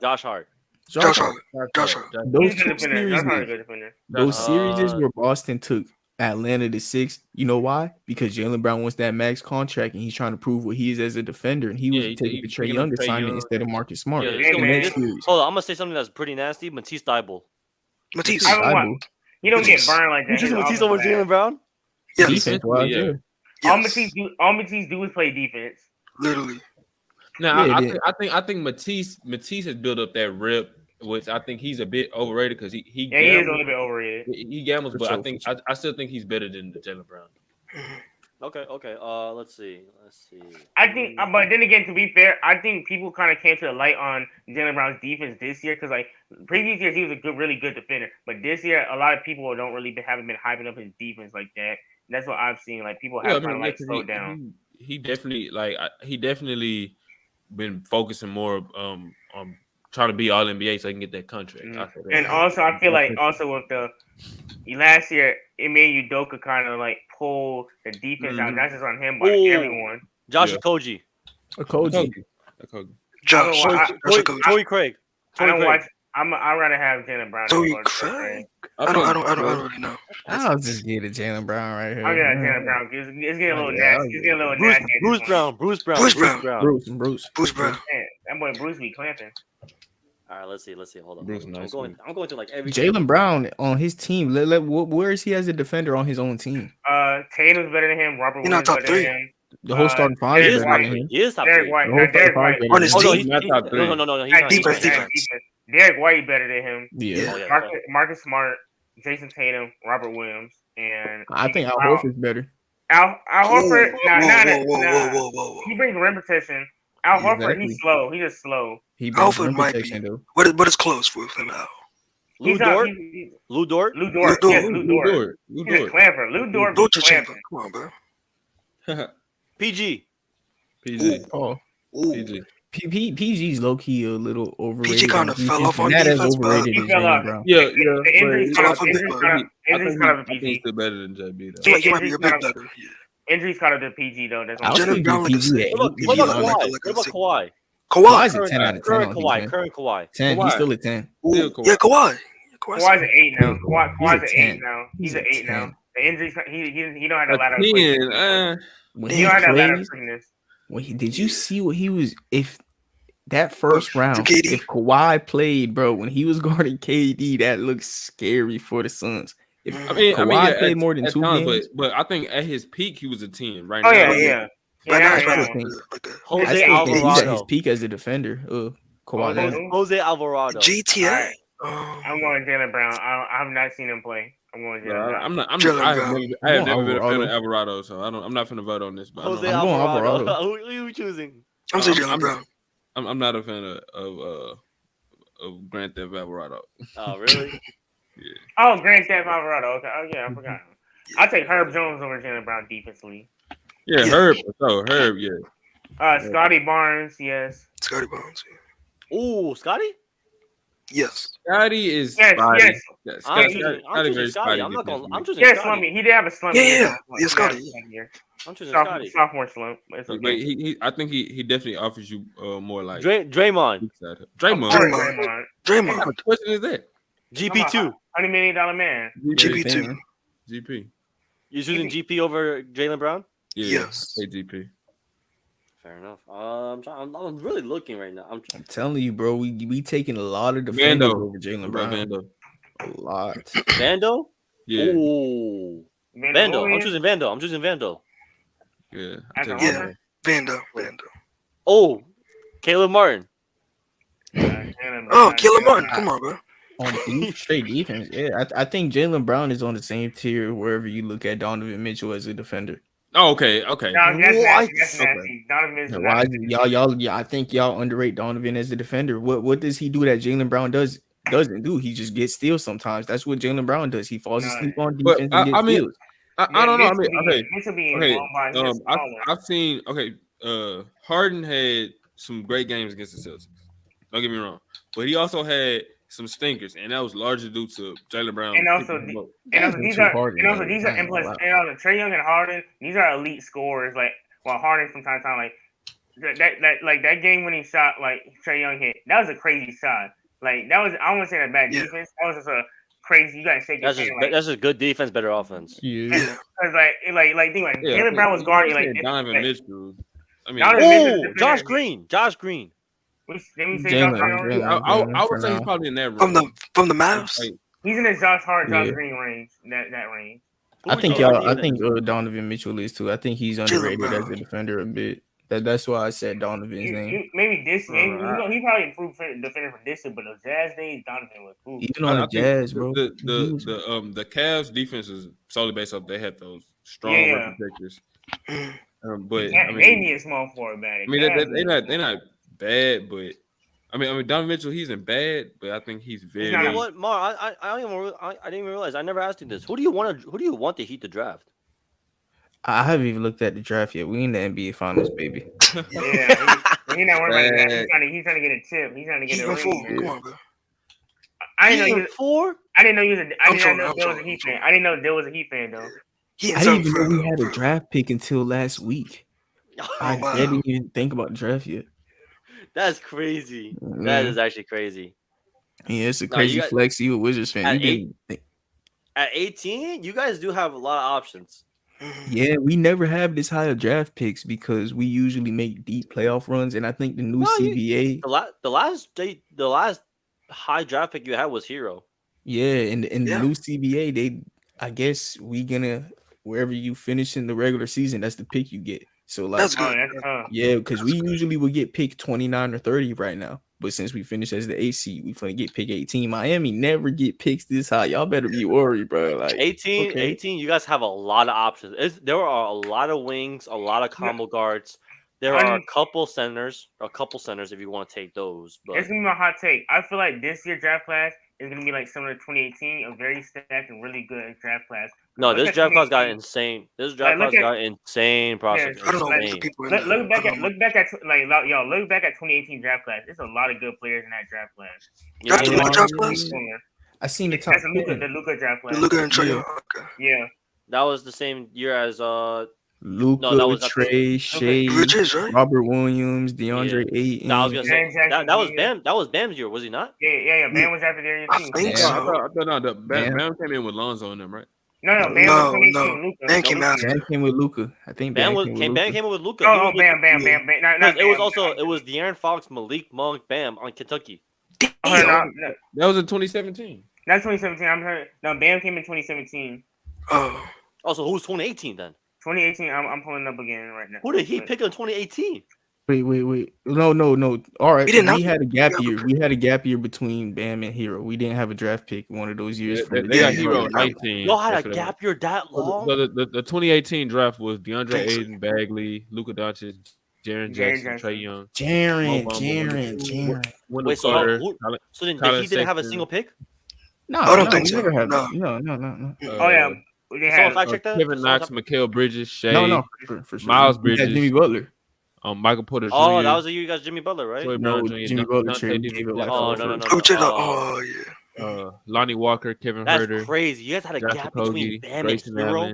Yeah. Anthony Simons. That's a minute. That's actually a Landry Shamet, Rob Will. Vanderbilt came out that draft class. Our only drafted players in the first round is Jovic, Hero, Adebayo, Mitchell Robinson, Gary Trent Jr. Yeah, that's it. Vando, Bruce Brown, D'Anthony Melton. Yeah, we drafted at least. Yeah, there's a lot of good players. I told you, there's a lot of good players in this draft class. Mar, I'm not gonna lie, bro. You have to tap in for this year. This draft also had coaches. Yeah, I just started. I'm doing like a rebuild series, but I don't even know like the top picks right now. Nah, once NBA champion, when you start getting to know them a little more, trust it's looking good for you guys. It's looking good. I'm at like someone named Black right now, some point guard. Anthony Black. Yes, sir. Wizards. I've heard about him. I think y'all gonna get Cason Wallace. Us? Yeah. I hope to God not. I thought you like Cason Wallace. I like him, but I like Anthony Black better. I think Cason's like a Marcus Smart. I don't think he's falling to you. Anthony Black?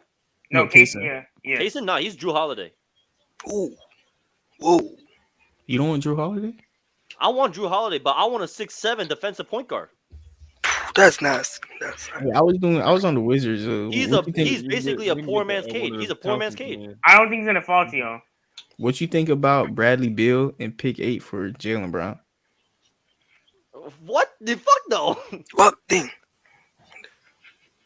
Fuck no. We lose out on our chance to get a point guard. That makes no sense. No, I think they got to give up Jaylen Brown and something else for. Yeah, if you give us Marcus, not the pick. You can't even give us Marcus Smart because that's still not. Yeah, I don't think you give up the pick and Bradley Beal. No, like a Derek White. Oh no. You think Jaylen Brown got more trade value than Bradley Beal? Yeah. Probably because of contracts. Probably because of contracts and age. But other than that, though, bro, at that point, that trade makes no sense because and injuries too. That trade makes no sense because up until now, the Wizards have never had a true point guard. Since John Wall. Bro, when was the last time John Wall played with the fucking Wizards, huh? 2017. We was healthy though. 2015. Yeah, we was in high school when John Wall was playing. Bro, I was a fucking sophomore in high school when last time he fucking played healthy. 2016. Damn. 2015-2016 season was the best version of John Wall. What about 2017? Y'all had 2017. He had the ankle injury. He had the ankle injury. Y'all had Gilbert in 03. Okay. No, but like, bro, this is our one chance to finally get a playmaking point guard, and we are not. There's no way they are tossing that to the garbage. There's no way. Y'all gonna mess around. And what does Boston even need a fucking lottery pick for? What does Boston need a lottery pick for? They don't need it. That's a trade for Dame, in my opinion. Boston. Bro, Marcus Smart as your point guard is not it. It's not. He's better off. He's better off as their defensive small two. He's better off as a small two, being more defensive minded. The best version of the Celtics. The best version of the Celtics, besides last year, the best version of the Celtics was when Marcus Smart played the two as just straight defense, no offense. Hey, Dev, I got a question for you. Prove me wrong. What's up? Would you? I know you. I know you rock with the Hawks. I know Would you do? I like the Heat. I like the Heat. I know he said Dev. He said Dev. Oh, Dev, yeah. Oh, my fault. Yeah, Dev. Like when you I know you rock with the Hawks. Would you do? And I was talking about this yesterday. DJ and I threw in Hunter for Jaylen Brown and Smart. Who's DJ? DeJounte Murray. Oh, DeJounte Murray for who? Honestly, his thing. Jaylen Brown. That doesn't his thing. Honestly, for us, because like Jaylen Brown's game will be better next to Trae Young because he needs a point guard. Yeah. Like they'll fit better next to each other. Defensively, Marcus Smart will help. And not only that, it'll help the Celtics because it'll give them a point guard to help with Jason Tatum. So it's like kind of flip flopping with Watchy. I do want him in Atlanta. Like Game 7 kind of did I'm like, hey man, maybe you don't need to come home. But I'll definitely think if he would want to go anywhere. I will love to keep Hunter. I will try to keep Hunter though. Okay, yeah. I just threw Hunter out there. Bro, the Heat don't need Jaylen Brown, bro. They need Miles Turner. They need Miles Turner. No, we're talking about the Hawks. The Heat. Yeah, the Heat need Miles Turner. You get Miles Turner. They need Miles Turner. The Heat should get Luke. The Heat need Luka. Ooh. Oh my goodness. They need Miles Turner, bro. I'm telling you, Miles Turner will be the best. I got a question for y'all Heat fans. What y'all think more important? Getting another like true big next to Bam, or getting a more potent offensive scorer like at the guard position? Get a true center. Offensive scorer. I agree. If you could give me Anthony Davis or Damian Lillard fully healthy for this Heat team, I'm taking Damian Lillard. Yeah. I think offensive scorer, in my opinion, because I think the Heat defense coach Spoelstra is a good coach. I think Bam in this league center, there's not that many elite centers except for Jokic and Embiid that really kill you offensively. And Bam's one of the best big men in the league. So I feel like with an offensive big man, that'll alleviate to some of the offensive struggles like this year. They struggle all year. Like Kyrie. Yeah, and they struggle all year from shooting threes. So like, and all that, here's the thing: when Miami's not hitting the threes, we doing his own thing. You don't like Kyrie? I love Kyrie. I like him as a player. It's the off the court. I like Kyrie. I like Kyrie in Miami. I like Kyrie. Me too. I like Russ. I like Russ in Miami. I don't hate it off the Westbrook. bench. I like Westbrook. Westbrook and Jimmy is a mean combo. You know what's crazy? I thought he's gonna sign to him on the buyout. But the Clippers are better fit. Actually, imagine Russ with his spacing though. That would be crazy. Russ with his spacing. If they're shooting like this with Russell Westbrook, that rim pressure, that is kind of nasty. They wouldn't be able to shoot like this with Westbrook though, because teams would just sag off Bam and Westbrook. They already got someone they can sag off. He's our ball handler. Yeah, that's the only thing him and next to Jimmy. But I feel like they're two dogs that are like, figure it out. Yeah. I think Jimmy's like, because Jimmy can play with stars. Like he played with Embiid. Like him and Embiid are like this. Him and Embiid are super close. Obviously, him and Cat didn't get along because that's whatever. But Jimmy can get along with other players. Like Jimmy can look at even now, like he's getting along with Hero, Bam. Like he can get along with other players and make his game fit. Oh man, I'm just so I don't know why I'm so fixated on this fucking Miles Turner going to Miami. You one of those you love Bam at power forward, but Miles Turner needs to go to Boston. I would like that as well. Miles Turner needs to go to Boston. I would love Ben to play the 4. I would love for him to play the 4.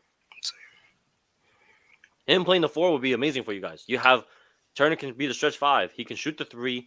His rim protecting is also.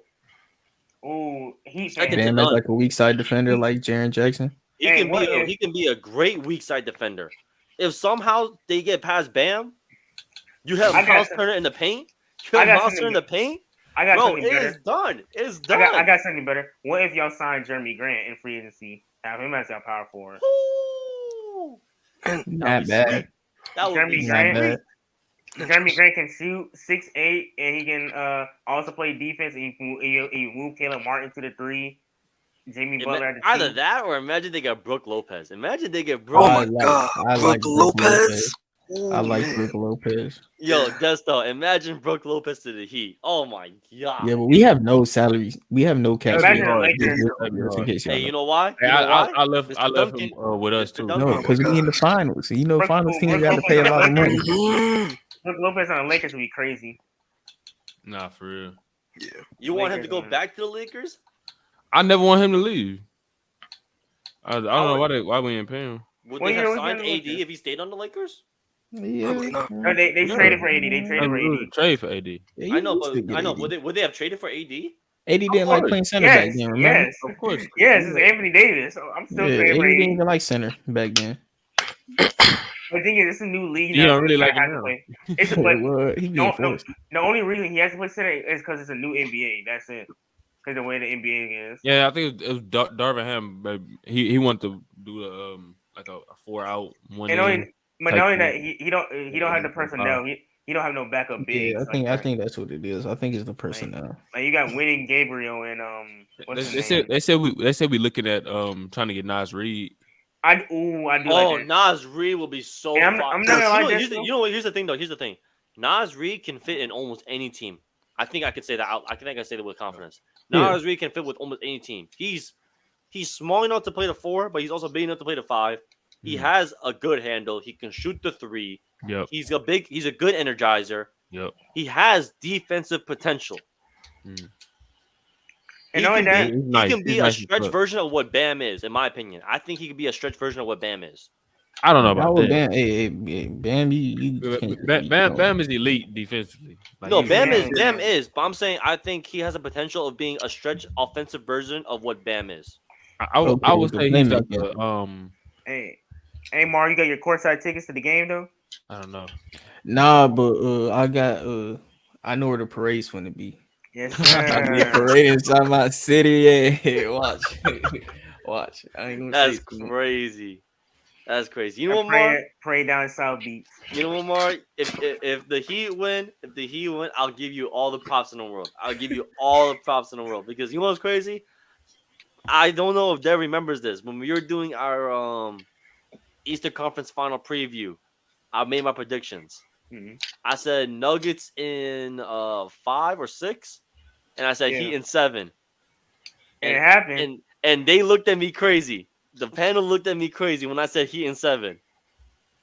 Hey, since the first round, I've had the Heat winning every single round so far. Not even on a biased standpoint. Well, maybe a little biased. I was gonna say not on a biased standpoint. Maybe a little biased. Yeah, it's okay. Cause I had the Hawks. I had us going 7. I had us beating the when we won Game 6. Like, we taking this back to the A, man. Like, Oh, wow. we lost, so, I'm like, I was at work. Wait, Desto, who do you support? Desto, who do you support? I'm a Lakers fan. Oh, the LA man, LA, LA, But- L Town. I do. No. That's crazy. That's crazy. I'm Lakers, but I'm in Houston, so I'm a Rockets fan too. Alright. But- H-Town.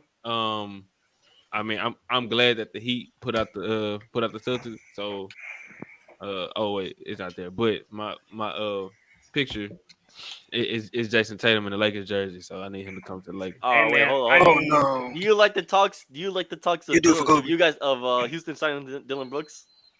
I'm not mad at Houston getting Dylan Brooks. Oh wait, what? There's talks of He got confused. there's talks of like the new lineups will be like James Harden, Jaylen Brown, Dylan Brooks. It's gonna be like y'all's big 3. No way. This doesn't suck his head. He was like, hold on. No way.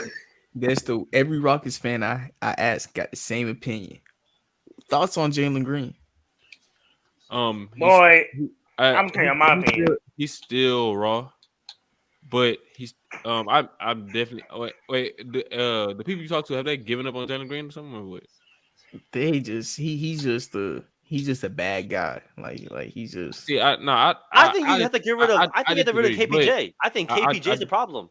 I wouldn't say KPJ is necessarily the problem anyway, I think he is. But I think the having him at point guard is very sketchy. But sketchy's an understatement. Yeah, but I do think like he came into the league and the whole organization, the coaching, the leadership over there has not been where it needs to be for a young player. You see how like the Pistons just got Monty Williams. Mm-hmm. That's important, and I think the fact that the Rockets just hired Ime, even though he has some of those problems that he had in Boston, I do think it's leadership, and that's something that's gonna help him be a pro, be a professional, and really like sharpen his game and just become a real basketball player instead of when he was under Steven Silas, he's just a hooper. Like he said, I'm a bucket. Mm-hmm. Well, that's cool. We see your talent. But I want to see you become a real more. Don't just be a hooper. Be a player. Don't be a hooper. Hey, Jalen Green. Listen, I'm sorry. He got that in him for sure. I'm sorry, Jalen Green is tough. That man is cold. I feel like because he definitely got talent. Here's one thing I like about Jalen Green. In the Paul George podcast, it shows how much he kind of mature or how much he's gonna mature. Like how he's been working on this and working on this that. I feel like Ime Udoka as a coach, like. He already know how to utilize KPJ. Like he said, this dude shot 40% off of like catch and shoot threes. We need to give him more looks off catch and shoot more. So he's already not going to take on that point guard role. Like I feel like he's going to utilize these guys at a high potential because I feel like Jalen Green has potential to be one of the best scorers in the league. I'm not saying he's going to be a superstar, but he's most definitely going to be a bucket. Like if there's one thing I feel like Jalen Green can do in this league is get buckets. I'm high on him. Here's 3 young players I'm high on. Cade, Jalen Green, and Paolo. Those 3, I feel like are going to be those. Paolo going to be nice. Paolo going to be nice. Find some players I'm high on. Because you got to start because all the old guys about to be out of here. Bron, Curry, KD about to be up out of here soon. So we got to start finding players. I'm going to say for me, I like Benedict Mathurin a lot. The mellow ball. I know like people hate him, but I like him a lot. He's been hurt. That's it. Another one is Devin Vassell. I know this. Okay, you know ball. Cook, Mark. Cook. Talk your shit right now. I like Anthony Simons. Hold on. Devin Vassell. I've never heard people say Devin Vassell, and I know some people. I love Devin Vassell. I know some people, my friends, specifically one he's a Spurs fan. I know he'll be happy that you just said that. I want cook with him. Mar, I want you to cook with him. It's something I noticed when I watch Devin Vassell. He doesn't force it. He plays the game the right way, but he still is. It's lethal, especially like shooting the ball, getting to the mid range, and the 3 is getting there. I mean, he's starting to play make well. He's learning the game like the right way. Bro, not even that. It's the whole Spurs organization, bro.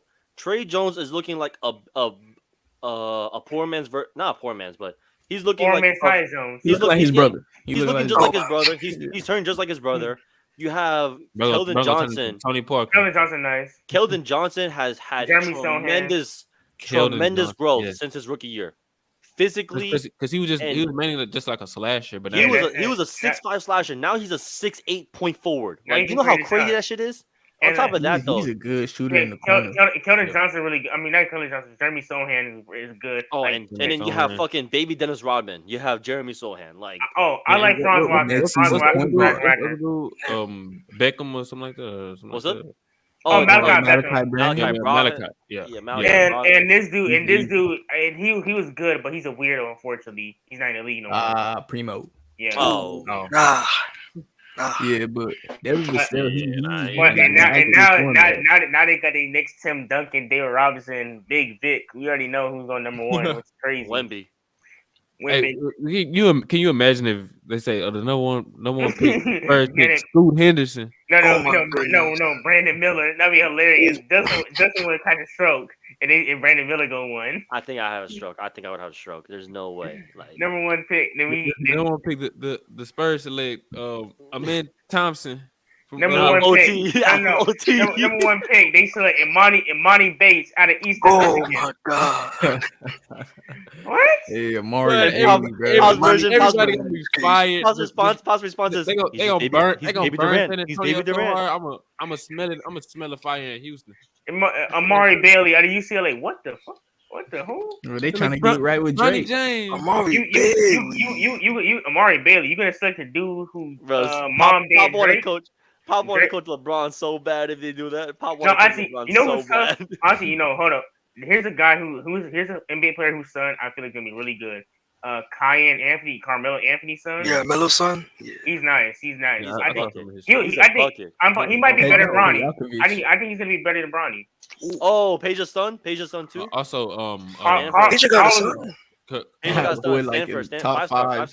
What's his name? He plays for the Jazz. Hey, the Boozer sons tough too. Yeah, Carlos Boozer sons are nice. I think he's overrated. He has twins. He has twins, but one of them is like really good. I think he's overrated. I'm not gonna like that stuff. I think he's overrated. Really? I don't. I don't know much about these. I watch a lot of high school. I watch a lot of high school ball, and when I see him, he's like 6'9", 6'10". Yeah. He's a big wave. He's a man child. He's a man child. But you look at the competition that he's playing. Like It's in Texas, right? It's gonna be in Texas. Is he playing in Texas, right? No, he playing in Florida. Oh, Florida, okay. He playing in Florida, but it's like he has no outside game. He's just driving in because he can just outbody everyone. Yeah. He doesn't even try shooting.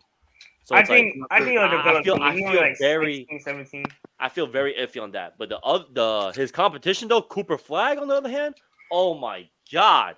If you guys want to watch him, you watch him, bro. That dude is different.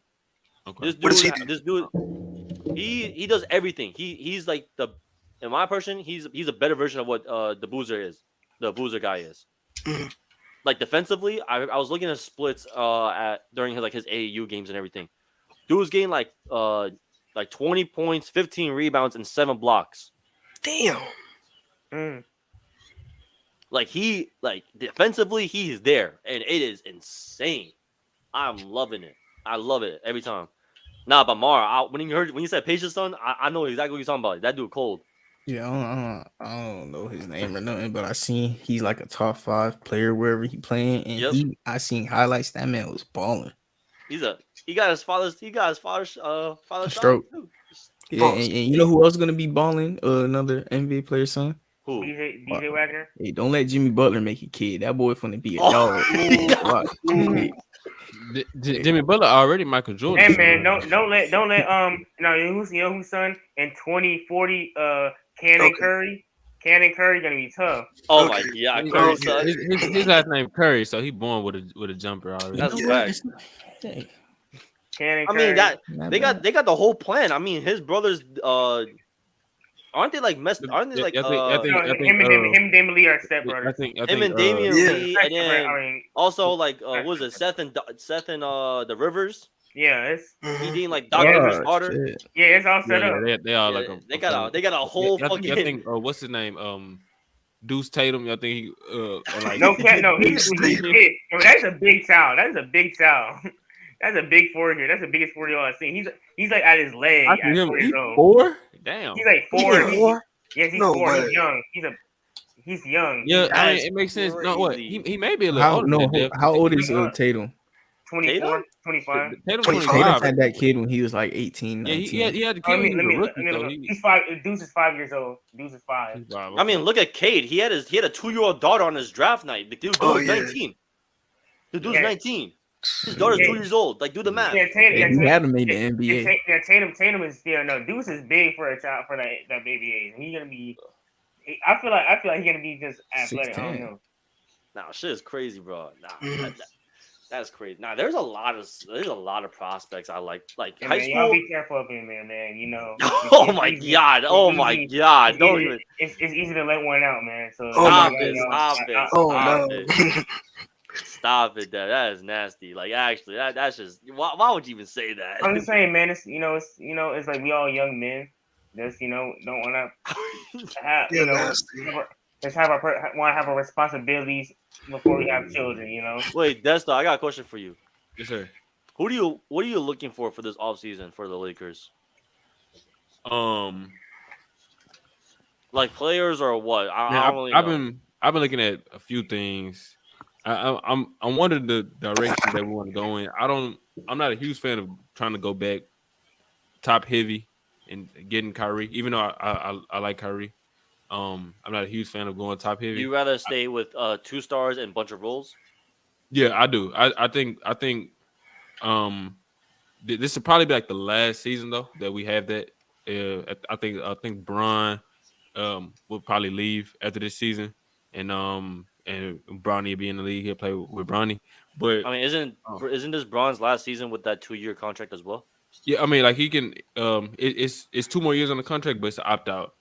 So I think he'll opt out. But yeah, I was looking at something earlier. I do think if we try to upgrade from D'Lo and Beasley, and let's say Toronto wants to make a deal for Van Vliet. Hey man, if you want another wizard, we can give you guys them. Who? If you want another wizard, I'll give you. We can keep giving you guys players. Don't worry about that. Which one? I mean, you want Beal? You want Beal? Nah, I want Danny Abdul.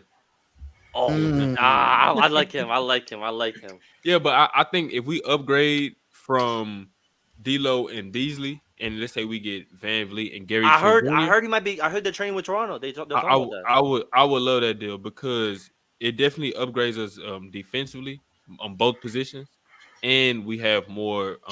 We have experience and more reliable shooters and just offensive players. Period. With those two, also.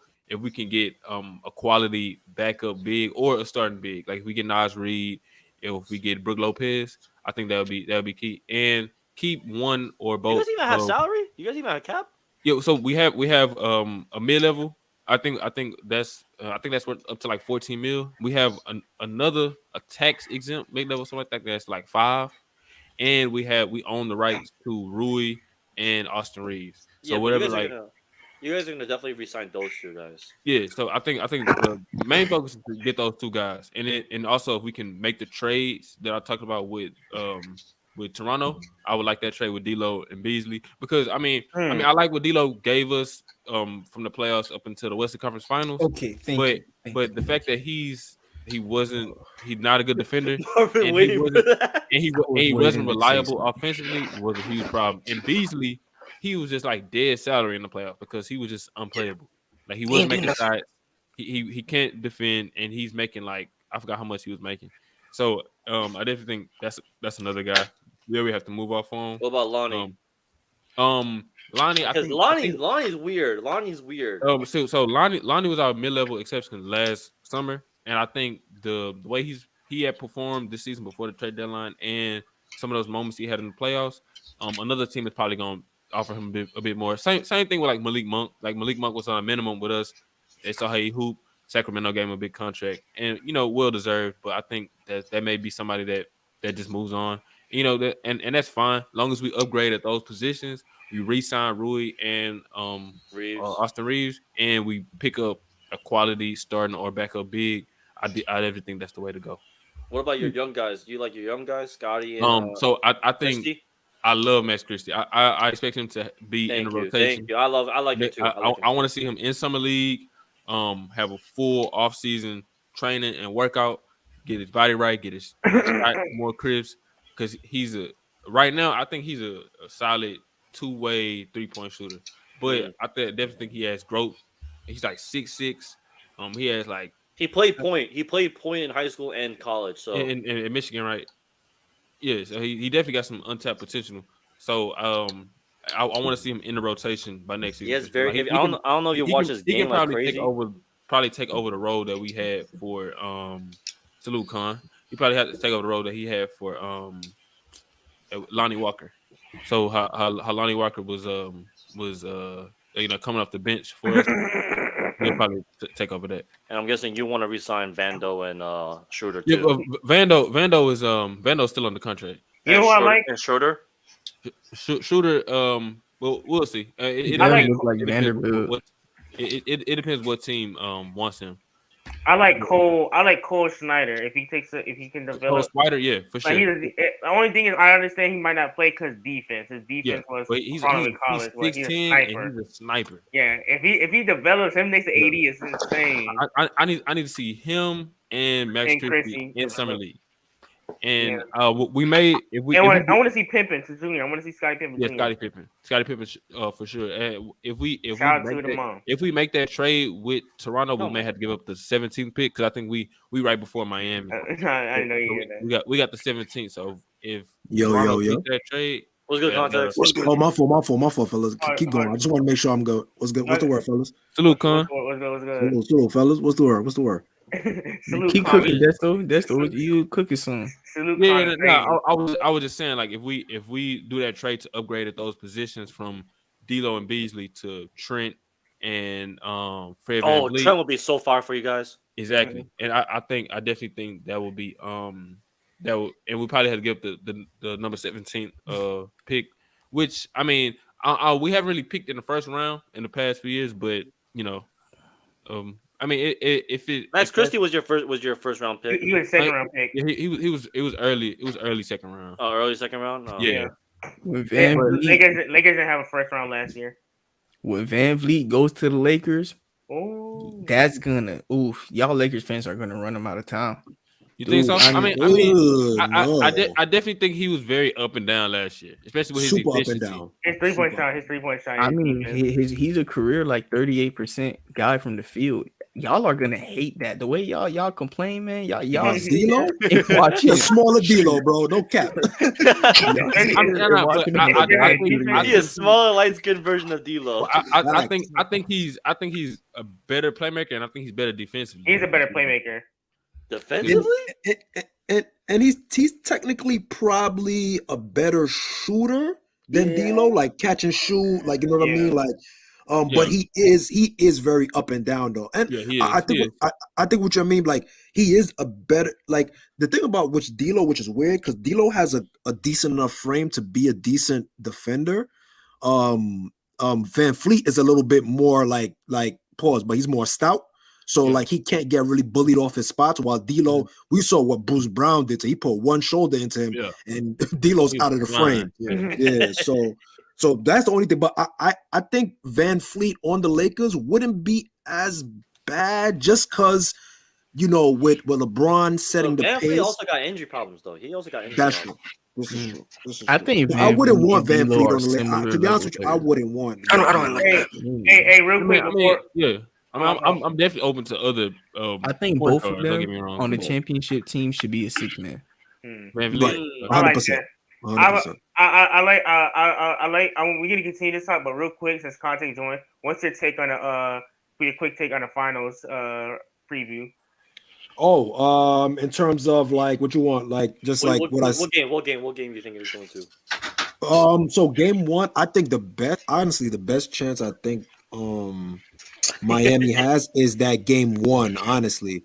And I think what happens is that I think they can surprise Denver with their shooting and their off-ball movement, especially the way that. And then shout out to Duncan Robinson, first of all. I don't know if you guys got a chance to get a listen to him and Michael Porter Jr. talking about their experiences leading up to the finals. And Duncan Robinson, for him to take over in the spot of Kevin Love and perform like that and work on his game, and you see that he's worked on his game. His off-ball movement is way more crisper. He's not dying on certain plays. He's taking contact a little bit more. He's even like playmaking, like that one move where he caught it off the thing and he gave Bam that alley-oop. I never would have expected that from Duncan.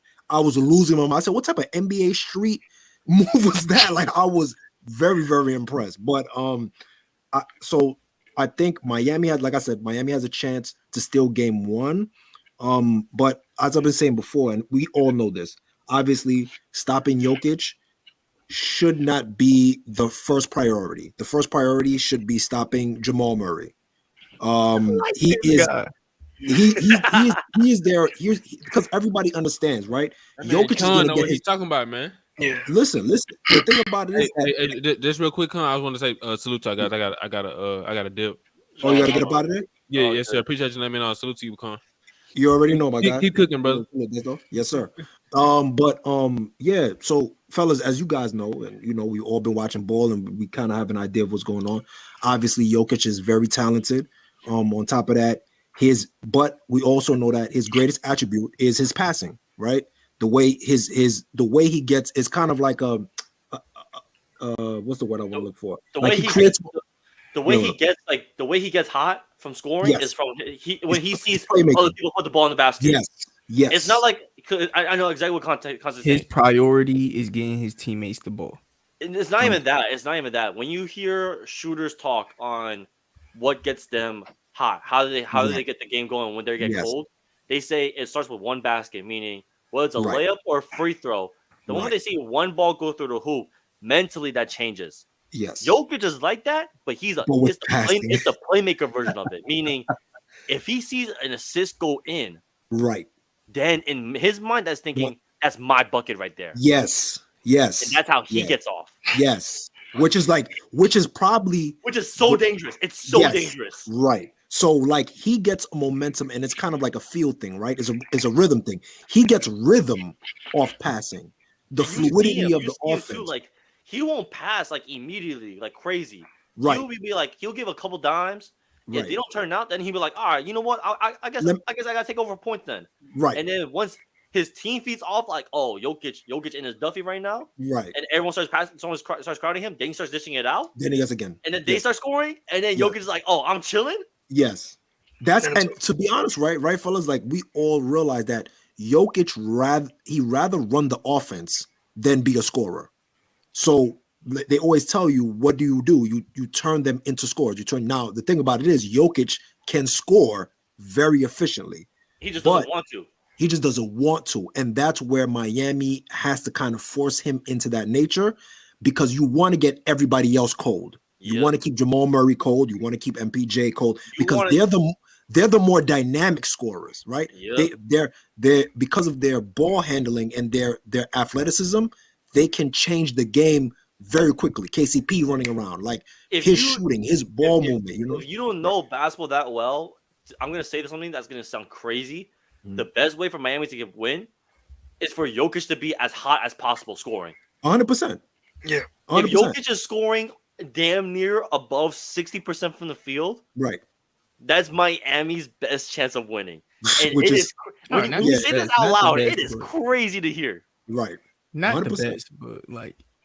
But it's a tactic that they would have to rely on. Yes, like how the Warriors would let LeBron go crazy in the finals. You hit it right on the head, Mark. Mm-hmm. Go ahead, Mark. Continue. You just hold their teammates. Yeah, it made me a lot harder though. Because it's similar to how we guarded Giannis. Giannis is Giannis. You can't stop that, but you can stop Drew Holiday and Chris Middleton. That's what you could stop. Can't stop Jokic. Hey, we focus our defense on Jamal Murray. We can slow that down. I don't think we can slow down Jokic though. And then another thing is Black Hole MPJ. You know he's gonna shoot it, so might as well just put a hand up. Yeah, context. I like how you talking. Could you tell me what you would want the Miami Heat starting five to be in this series? Oh, Mar, context. That's all right. So that's a bit tricky, right? It's gonna be very game one specifically. How do you want game one? Yeah, game one specifically. How it started off. So Mars waiting. It's tough. I'm gonna tell you why. Because initially, now this is me personally. Like if I'm Spo, what I do is, and a lot of people might kill me. Okay. Context. Ready? I'll help you. No. Because I don't want to. Because I'm kind of torn. I'm gonna tell you why I'm torn. Right? I'm torn between these two. Point guard. Game started. Gabe is starting at point.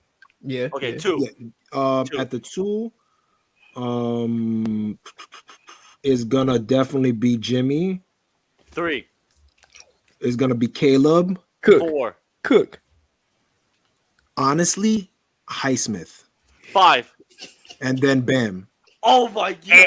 And you know funny, Mark said the exact same thing. Yeah. I'll take this cookie. No, listen. So here's the thing about it, right? And we saw with Highsmith's body type, we saw with his activity, right? He was able to be a little bit of an, I would say, deterrent, but he put a lot of like pressure on Tatum, and we know that Michael Porter Jr. is nowhere the ball handler, the shot creator, and the player that Jason Tatum is. So shot creator, maybe. But other than that, no, not even shot creator. I would say tough. So I would say tough shot maker. I would say tough shot maker. Okay, yes, but shot creation, I think there's a little bit with limitation to that. Yeah, as soon as he touches it, I'm just saying, as soon as he touches it, it's like context. You already know this man. He don't pass. It's going up in the air. You might as well box out for the rebound. You know why else I like it is the bench. We will be able to run even more ghost screens off the bench whenever you put those guys back in. A lot of ghost screens with Duncan Robinson and Max Strus going to make the Nuggets have to be on. Hold on. I even got to say nothing. I got a question for you. I got a question for you. This will truly let Mar know if he fucks with you or not. Okay. How do you feel about Tyler Hero coming back? Oh, honestly, it's not a good look. It's not a good look. I'm going to tell you why. Do you play him? What I would have to see. I would not for his game. Because he's scheduled for game 3, correct? Yes. Yeah. He's slated for game 3. Not off the rip. And I'm going to tell you what I'm going to do too, right? I'm going to say, I need you to play more like Max Strus, Tyler Hero. I don't need you on the ball. I don't need you shot creating for us. Not yet. The reason why is because the momentum that they have right now is off ball movement, off passing, off, Jimmy kind of, creating, Gabe creating, Caleb creating. You're going to take away from their rhythm. Tyler Hero, he's not a black hole. A lot of people say he's a black hole. I don't think he's a black hole, but he kind of does pound the ball a lot. And you're going to take away from Duncan Robinson shooting, his all ball movement. The thing about it is that you want to keep the Nuggets guessing and putting the ball in their hands to do spam pick and roll, just Tyler Hero to do spam pick and roll with Bam. It's kind of like you kind of know what's going to happen. Although Tyler Hero is creative and he's dynamic, but I would want to slow down the process. I don't want to throw him right into the fire. You got to get him acclimated. You got to get him first with the best version of Tyler Hero was his rookie year when he first came into the league in the Miami role of being a catch and shoot 3 guy. So that's the best version. So I think I disagree a little bit. Just I'll give you some pushback on that. Okay. So I think it's a combination of both. Like I think when he mixes it up, mixes it up between the off ball and a little bit on ball, I think that's the best version of him. However, I think he became more on ball as his career has gotten better. And that is true. I just think that even though he has won the award of 6-man, and that's coming off the bench, being the energizer, being the second, being that 6-man scoring option, obviously. He was one of the only players in league history to be 6-man that was averaging 20, right? Other than Manu and Lou. I think Lou. So I think a lot of people have actually haven't. I don't think so. Yeah, I don't think for the 20. I think they got close to it. I think Lou probably cracked 20. I think maybe 19, Jamal probably cracked. Yeah, probably 19 at that. And I don't even think Jamal was like at 18, 17. Exactly. So like Tyler Hero's in a league category by itself are cracking 20 as a 6-man, right? However, I think the Heat were super efficient his rookie year when they went to the bubble into the finals. Right. When he came off as a catch and shoot guy. Right. So closer to Max Strus, would you say? Closer to Max Strus, except that Max Strus can take it to the hole and just like he can body someone. Tyler Hero is like, I can take it to the rim, but I'm gonna finesse it. I'm not going to go in big body shit. Right. Try to go through people's bodies. Okay. I'm gonna finesse it. Hold on. There was 4 people to do it in NBA history, and Lou Will did it twice. Oh, Lou did it twice. Okay. Lou did it twice, then Tyler Hero and Manu. So there we go. Manu never did it. Manu never did it? 19 and a half is Lou Will, Tyler Hero, Eddie Johnson, and Ricky Pierce. So even then, Tyler Hero is in the category. Yeah. Tyler Hero is still in elite category then. Interesting. But yeah, just to I got to give you pushback on that, just because I think let's go. The reason why is because I don't want to be too long-winded. Is just I think that Tyler Hero is kind of dynamic in the fact that he can do both pretty well. You just have to keep him grounded. He can't. It can't be too much of him. You can't spam him. You need being the ball a handler. proper leader telling him, "Yo, right, that was they a bad get it. shot. That was a bad right, shot. Let's get the next right, one, though. right. Let's get the next Because one. How many minutes you playing hero? Damn. I said I don't have a time limit for him, but it's a field thing, right? 15. It's a field thing for you. Yeah. I would If just say if we in a drought, I think 20 minutes. I think 20 minutes is perfect. I think 20 minutes is a lot. Yeah, that's a lot too. I'm giving maybe 15 off max. it. That's max. Yeah, like, max. Yeah. Yeah, the Heat, because he's been cooking up lately. And they don't really do rotations either. I don't want to kill the rhythm. I don't want to kill the rhythm because right now they're in good rhythm right now. Tyler, and plus, not only that, I think Caleb Martin brings more on the defensive end than Tyler Hero. Not saying he's a better, not saying he's a better player. Low key, Tyler Hero's injury is the best thing that's happened to the Heat.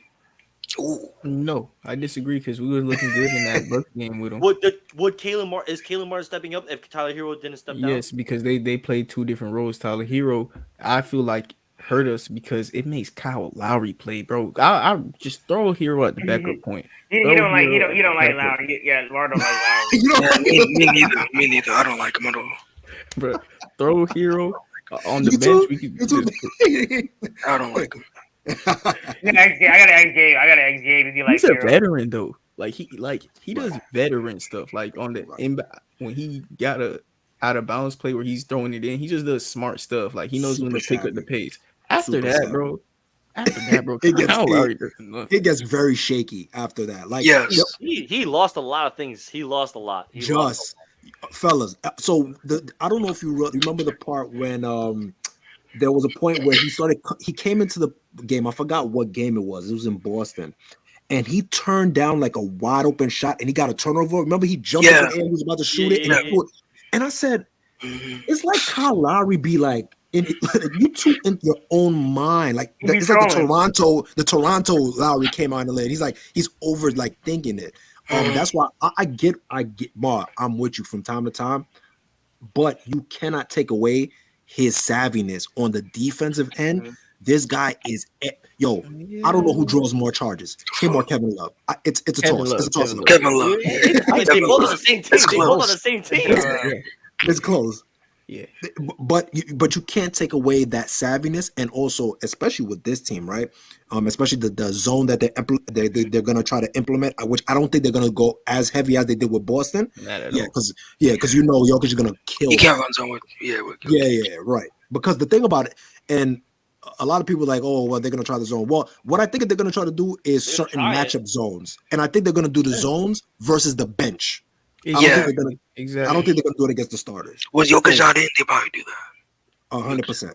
Because the thing about it is, Jokic, he would just be in the middle and he would just cut them from. He will clip them from back. Here's the problem. Things like that. Here's the problem. That bench, it's so well rounded because they can also all three of them. Everyone knows Denver runs an 8-man rotation, right? Right. They have down. They have two Browns and Jeff Green, right? They have two Browns and Jeff Green. All three of them have the capabilities of not only shooting the ball, but all three of them also can have the capabilities of slashing. And that's what's dangerous when you run a zone. That's what's dangerous because you don't. Are you? So let me ask. Who. Let me ask you. Let me ask you guys this. My fault. I didn't mean to cut you off. Don't worry. I'm done. I was done. Let me ask you guys this question then. Can you live with Bruce Brown shooting? Can you live with Jeff Green? Right. You can, but you can't live with Jeff Green. You can't live with Jeff Green because I can't live with any of them. You don't even want them to see the ball go in. At this point. I want Jokic to be a hero. I want him to go earn that Finals MVP. Go drop 35. Go drop 40. Go be that guy. Go be a hero. I don't want. You want him to be like. You want him to be playing like he was when he was playing at Phoenix, right? 100%. I want him, that game he had against Phoenix. Yes. Game 3, and Game 4. If we lose because some fat white oh my God, Serbia dude doing that, bro, you got that. Tip my hat. But you're not finna beat us because context. You know what's coming from? Just pass the ball. Context. It's coming from that. It's coming from that beef like 2 years ago with Marcus. Oh, no. Listen. And you know they're gonna drum it up Rachel Nichols is probably about to fly to Jimmy's house and do some exclusive interview. Like, Oh, wow. Remember when? You know how to. Nah, but real shit. Jimmy don't like Nikola. That Jimmy is the character, and that was the most I've seen him act out when Nikola Jokic did that stupid shit. And Jimmy Butler is a character. Yeah, and that he was moving like baddest I seen. Udonis Haslem at that game. I'm not gonna hold you. I was like, yo, who's this guy? Super tough, Jimmy. But yeah, if we win game one, it's gonna be a lot of Jimmy talking crazy, and it's gonna be a fun series. Yes. Yes. Yeah, if we win game He's one, going. I don't think so. Like I think the Heat were talking crazy only because how like arrogant the Celtics were. No, Jimmy always talks crazy. Yeah, Jimmy always talks crazy. Jimmy always talks crazy, but he really retaliated because Horford did that fucking. This is true. That shit. But he was talking from jump against the Bulls. This man on the floor. I was just watching it today, celebrating while we losing in the last playing game against the Bulls. The man's always talking. When he dropped that 56-point game against Drew Holiday, he's talking crazy. We down like 10 with 2 minutes left. And somehow it's not like he's talking to the players though. He's talking to the crowd. He's like, I really do this shit. He gets he buys into the moment. It's not like he's like, oh, I get a bucket, and he's like, yo, you little. It's not like that. He's saying to the crowd, yo, they can't hold me. At first, it was talking to the crowd, and then it started personalizing. No, you're little. I should have got the N1 on you. Yeah, but that's because they started talking crazy. That's because they started talking crazy. If you think about it, if you really think about it. Agree. I wouldn't say that he is. Here's the thing. He's not seeking someone out. He's not seeking someone out until they talk first. You can't say that, Just, because sometimes it's kind of like those things where you say it like slick under your mouth, like you after you score the bucket, man, you know what I mean? Like he'll say it to his like, yo, they can't do nothing with us, and somebody hears it, and now they're chirping, and now Jimmy looks like he's responding back, but he probably says something. So you think Jimmy's like that little like instigator? Just look at Jimmy. I think Kyle Lowry's the instigator. Jimmy's the one who finishes it. Kyle Lowry, he likes Chris Paul. He does all the talk, all the bad stuff, and then he gets his teammates to back it up. I gotta kind of watch Kyle, because you're right. He does give me Chris Paul vibes, but more so complaining about everything. Like that's what he reminds me of. Like I don't like that. It's from defense. It's not even from offense. It's from defense. The way he charges this shit is from defense. Yeah. That's true. But Celtics series, I could you not. If you ask the players did they ever commit a foul, they would have said no. Like of course not. Both of them on both sides of the So the thing I also wanted to highlight, and I just want to ask you guys about it, is who do you think is going to have a playoff drop in Miami? Who do you think is going to be the most likely to? And I don't want to wish it on them, but who do you think is going to have like a playoff drop? Max Strus. Okay. Strus, and unfortunately, I might have to say Martin. I think the defensive scheme for Martin for Denver is going to be super locked down. They're going to have either Gordon or KCP. They're going to have Gordon or KCP on them. Really? I think so. Because if you think about it, Gordon and KCP are their best perimeter defenders for the starting five. Now, once you start putting rotations in, you have Bruce Brown, you have Christian Brown, Uncle Jeff. He not guarding. You don't think they're gonna put Aaron Gordon on Jimmy Butler instead? They might, but if just to give Gordon rest and not maybe get him in foul trouble, they might have to. They might put him on Martin and Caleb. But other than that, though, I think Martin. I don't think Martin's. I'm not saying Martin's gonna be like, oh, he's gonna go from 19 to like 5. I don't think that. Okay. Right. I think it's gonna be the shooting. I think shooting. He ain't gonna be the Finals MVP. Yeah, he ain't gonna do that. He ain't gonna. Wait, Mario, low key, I'm not gonna lie. Me personally, I low key think that he should have deserved the Larry Bird trophy. He was our most consistent guy. He should have won it. I think that's why. He deserved it though. Consistency. I think he deserves it. It's not like he went from like this to here. He went from like this to up, down, and then straight again. Yeah, I'm curious. Go ahead, Bar. I want to hear what you say. It's 7 games though. Jimmy Butler, the first 3 games, he was the reasons we won those 3. But Martin was the reason why you guys were still alive in almost half those games. Yeah, but we lost every single one of them. And in game 6, Jimmy played pretty bad, but at the end, he showed up when he had to show up. In Game 7, he almost had a 30-point triple double. Like it was a close one. It was a close one. Martin was our most consistent player that series, but Jimmy Butler was the best. Like So- we went as far as Jimmy took us. Yeah. What do you give in context? Who do you think deserved it? It's a hard one though. Like it should have been It's as a close hard as one, it was. but If I you think gotta, it's just split the trophy in half? yeah, low key. If they could do co-MVPs, I wouldn't be mad at that. I wouldn't be mad at that. But The Larry Bryant and John Havlicek trophy. Oh wow. right, that would be something. But to be honest with you, damn, I might have to roll with you, Just and Dill, just cause, and Mar, I get your point. Like if you look at the totality of it, Jimmy playing well in the first 3 games, then they go down, but Jimmy didn't play well in those 3 games. It shows the value that they needed with Jimmy. However, the consistency, you can't argue the consistency. That's the thing about it. For me, Also, I feel you like, also see the value as with Martin when they were. yeah, no, that's what hear me. That's what I was trying to say, Just. So the value with his consistency was there as well, and the pivotal shots that he hit as well, the timely shots as well. But I understand from the aspect of Jimmy being the leader, and in the real I gotta moment, look. What are his 3-point splits? What are his 3-point splits? Could I share my screen? Yeah. You can. I can. You can. Oh yeah, look. I'll Y'all see that? Let me add it to the stream. There we go. Yep. So Jimmy Butler last 7 games, like this isn't that bad. 25, 8, 6, and you got to remember that on the other side of the ball, he was guarding Tatum also. Right. Like Right. that this stinker game where he shot 5 for 21, he still showed up at the end. Yeah, he had a bad game, but we lost because of Derek White having the best player Oh my god. in NBA history. And then Caleb Martin, he averaged like 19. Yeah, but it's consistency though. And Jimmy Butler didn't have one game where he scored 14 or like one. Yeah, but look at the splits though. Look at the splits. Look at the splits though. Insane. Yeah, dang. Yeah. 60, 49. Damn. He shot damn near 50% from 3. He shot 60. Mar, the thing about it is 6 attempts. That's insane. You know what it is too, and I think here's the thing. I think we're more impressed at the type of shots that he was making, and when he decided to make those shots. You get what I'm saying? Like certain pivotal moments, keeping them afloat, things like that. Yeah. And he's hitting around, turn around over the right shoulder, turn around with the left shoulder, pull up 3. I'm like, yo, here's the funny thing. Like the way his jump shot looks, looks like he's releasing it flat.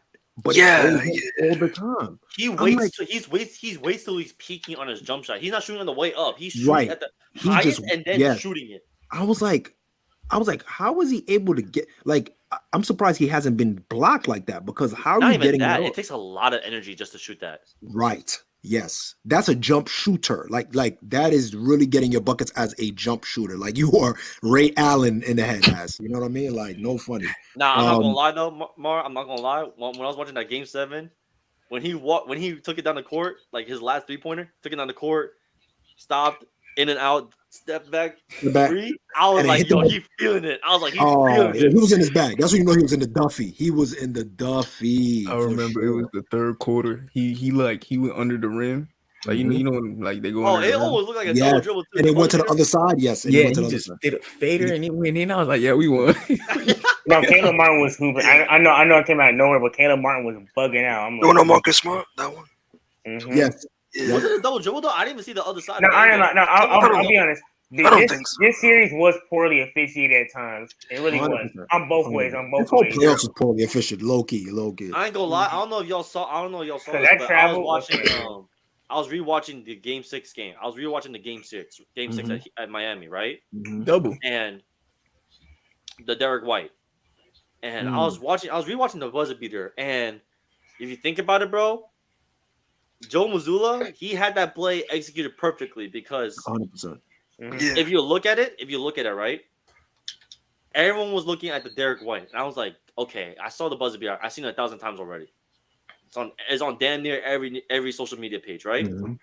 You look on the right side of the hoop, Tatum is right there with the putback as well. Right there. So it didn't matter what side if they missed or not.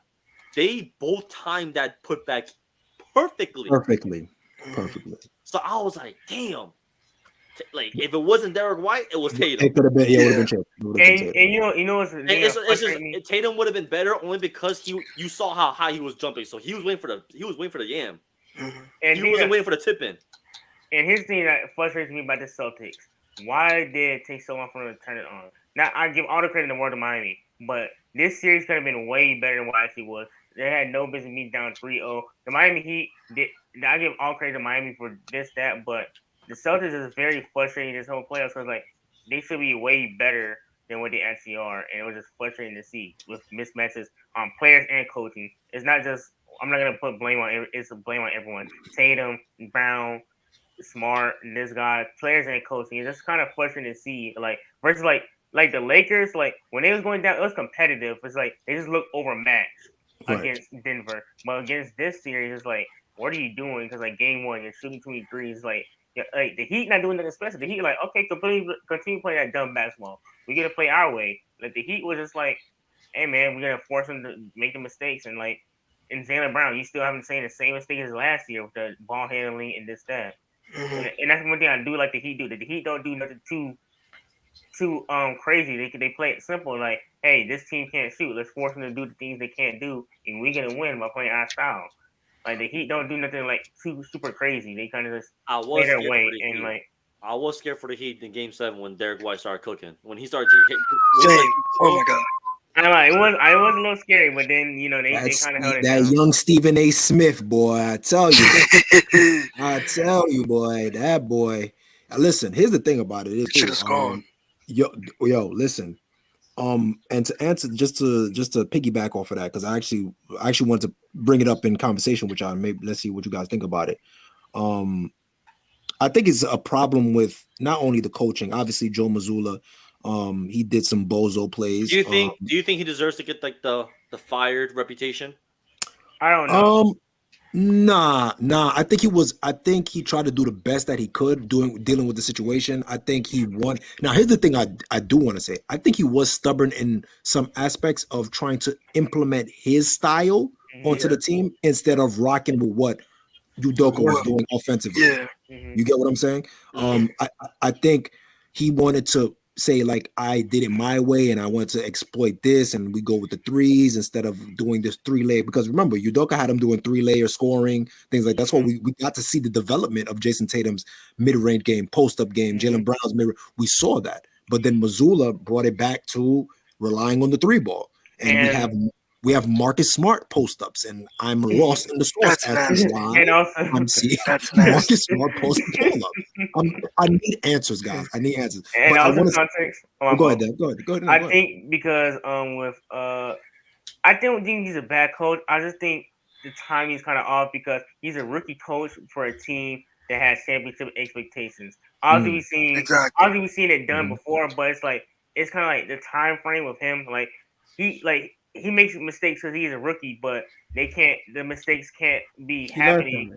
They can't happen for this team because they made it to the finals last year. It's kind of like you're a rookie, you're adding a rookie to a championship team. He's making rookie mistakes, but you can't have him making mistakes. So, like, it's understandable, but it's like they can't have it because we have championship aspirations. So it's like kind of hard. Like, I think this season was kind of like a weird season for the Celtics because of the Udoka situation. I think that Udoka situation really kind of showed in the playoffs because it looked good because it looked like it was overcoming it in the regular season. But like when that kind of happened, think about it. You just made a championship with that coach, and you're like, oh yeah, we can get it back next year. Now he's gone, and you're a new guy.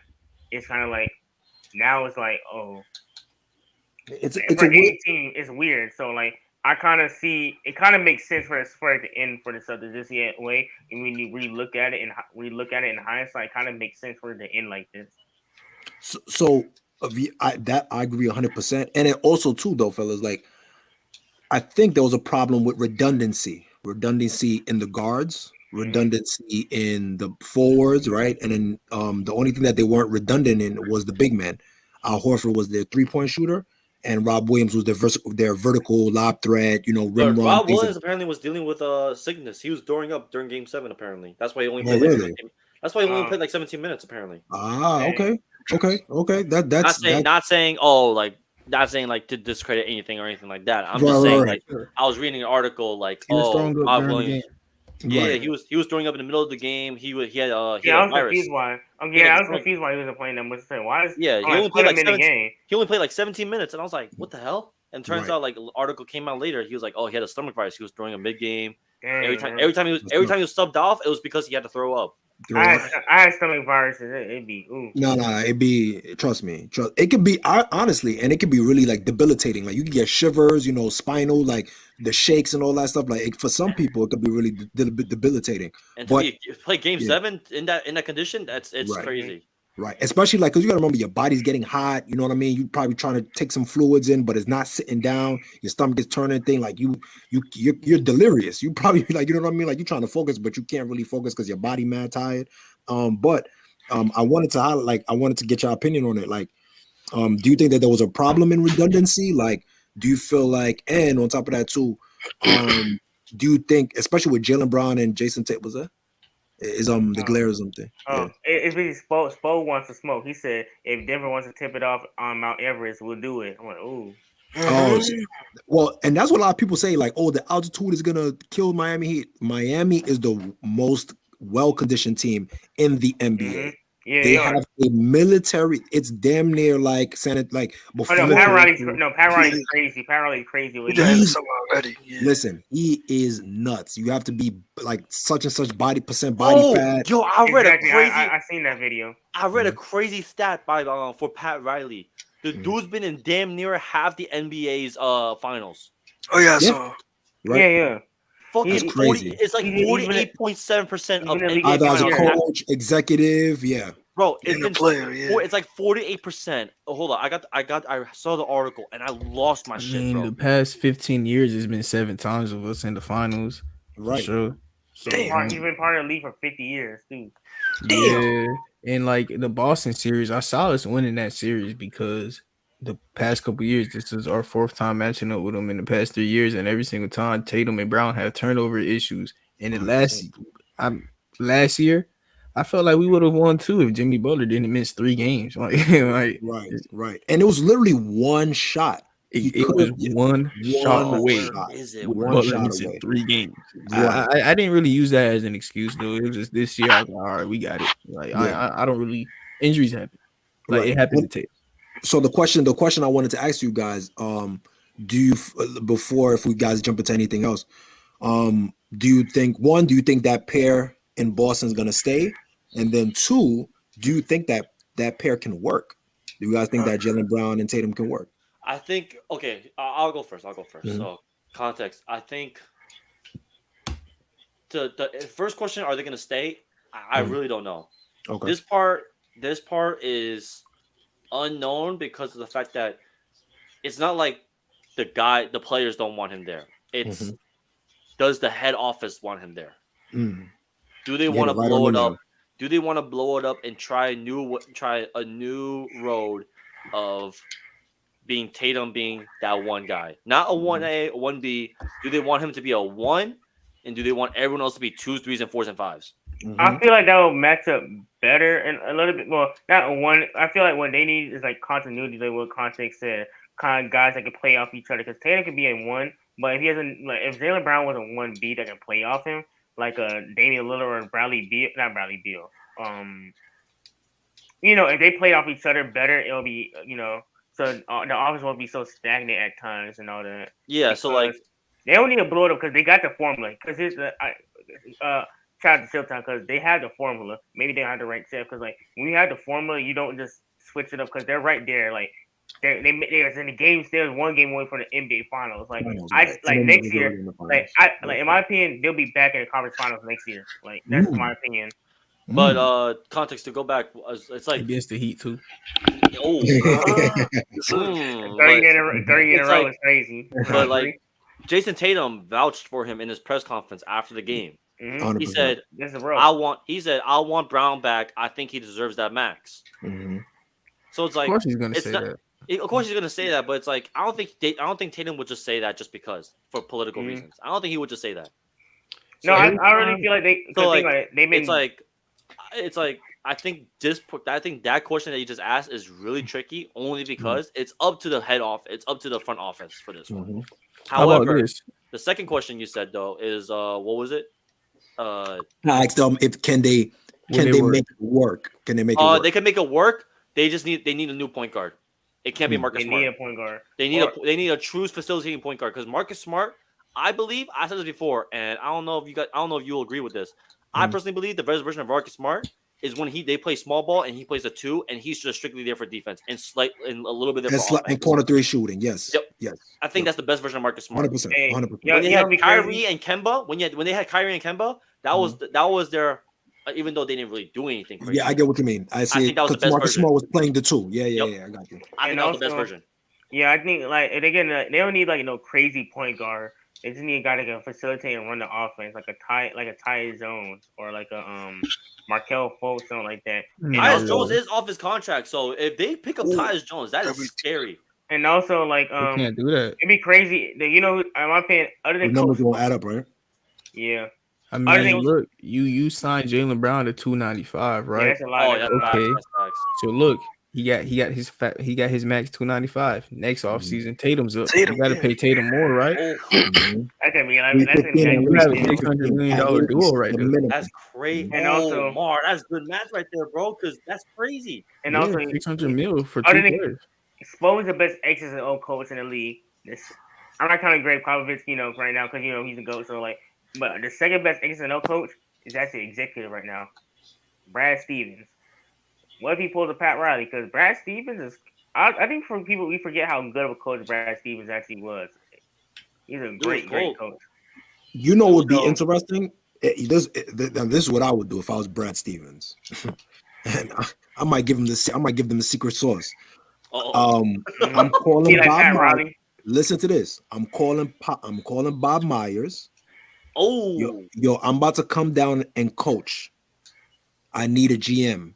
You think he'll step back into the coaching? You think he'll step back into coaching? And the thing about it is, I think he's comfortable with being an executive. I don't think Brad Stevens. You don't want to travel.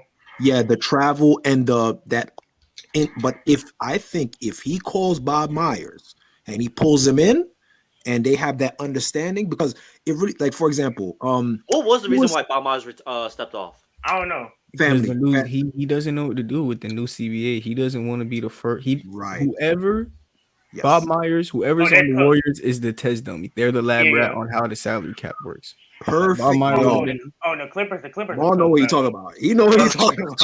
Yeah, but he was been a lab rat. Like, hey, how do you get all these players back? The Clippers are cooked, by the way. I want to say that the Clippers, they're cooked. Oh yeah, yeah, them too. Yeah, for sure. Because the thing about it is too, right? Bob Myers says it's family. Okay, yeah, you want to spend time with the family, probably, yeah. But I think it's honestly like what Mars said is the CBA, because they need to see. I think they need to see who is going to be the first crash out dummy to make a mistake, so we can know what not to do. You know what I mean? Especially. And Mar don't want to be that example. I mean, not Mar. Sorry, what the fuck? Not Mar. Bob Myers. Bob Myers, like, yo, my resume is too real and too nice for me to mess this up. Especially, I just gave Jordan Poole all this money. Yeah, I messed up on that one. Does Danny Ainge profit from this then? Does Danny Ainge profit from this CBA rule? Because we just got a good example as to how good Danny Ainge is by making this trade with Rudy and the Timberwolves, right? Hey, he's smart. He's a smart man. So does he profit from this? No, because they nerfed the salary cap also to where Danny is crazy. Yes, you're right. Ainge got all those draft picks, right? So that he could get good players. Right. But if he has 10 shots at getting good players, he's not going to be able to pay all of those 10 guys. Right. That's true. Like the Thunder situation scares me, because how are they going to keep SGA, Giddey, Jalen Williams, Chet Holmgren? They still got like 10 more picks. You can't do that. We just got to trade those picks. I mean, y'all got Bronny, Bryce, Zuri. At this, to be honest with you, at this point, just, I mean, and more, to your point, OKC is going to have to heavily look at what direction do they want to go in. I think they're going to go straight to playoff contending. They're going to go straight to playoff contending. They have to. Right? They're going to have to start packaging the deals. Right. Take 2 or 3 of those first round picks that they have, like of the 7, take 2 or 3 of those, get turn them certified into people. get certified. Don't go for stars, obviously, because I think we're seeing.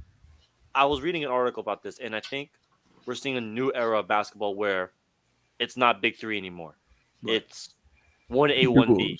Right. It's 1A, 1B. It's like dynamic duos and like a good duo. Exactly, because if you look at it, right, every big star, every big three, they're all gone.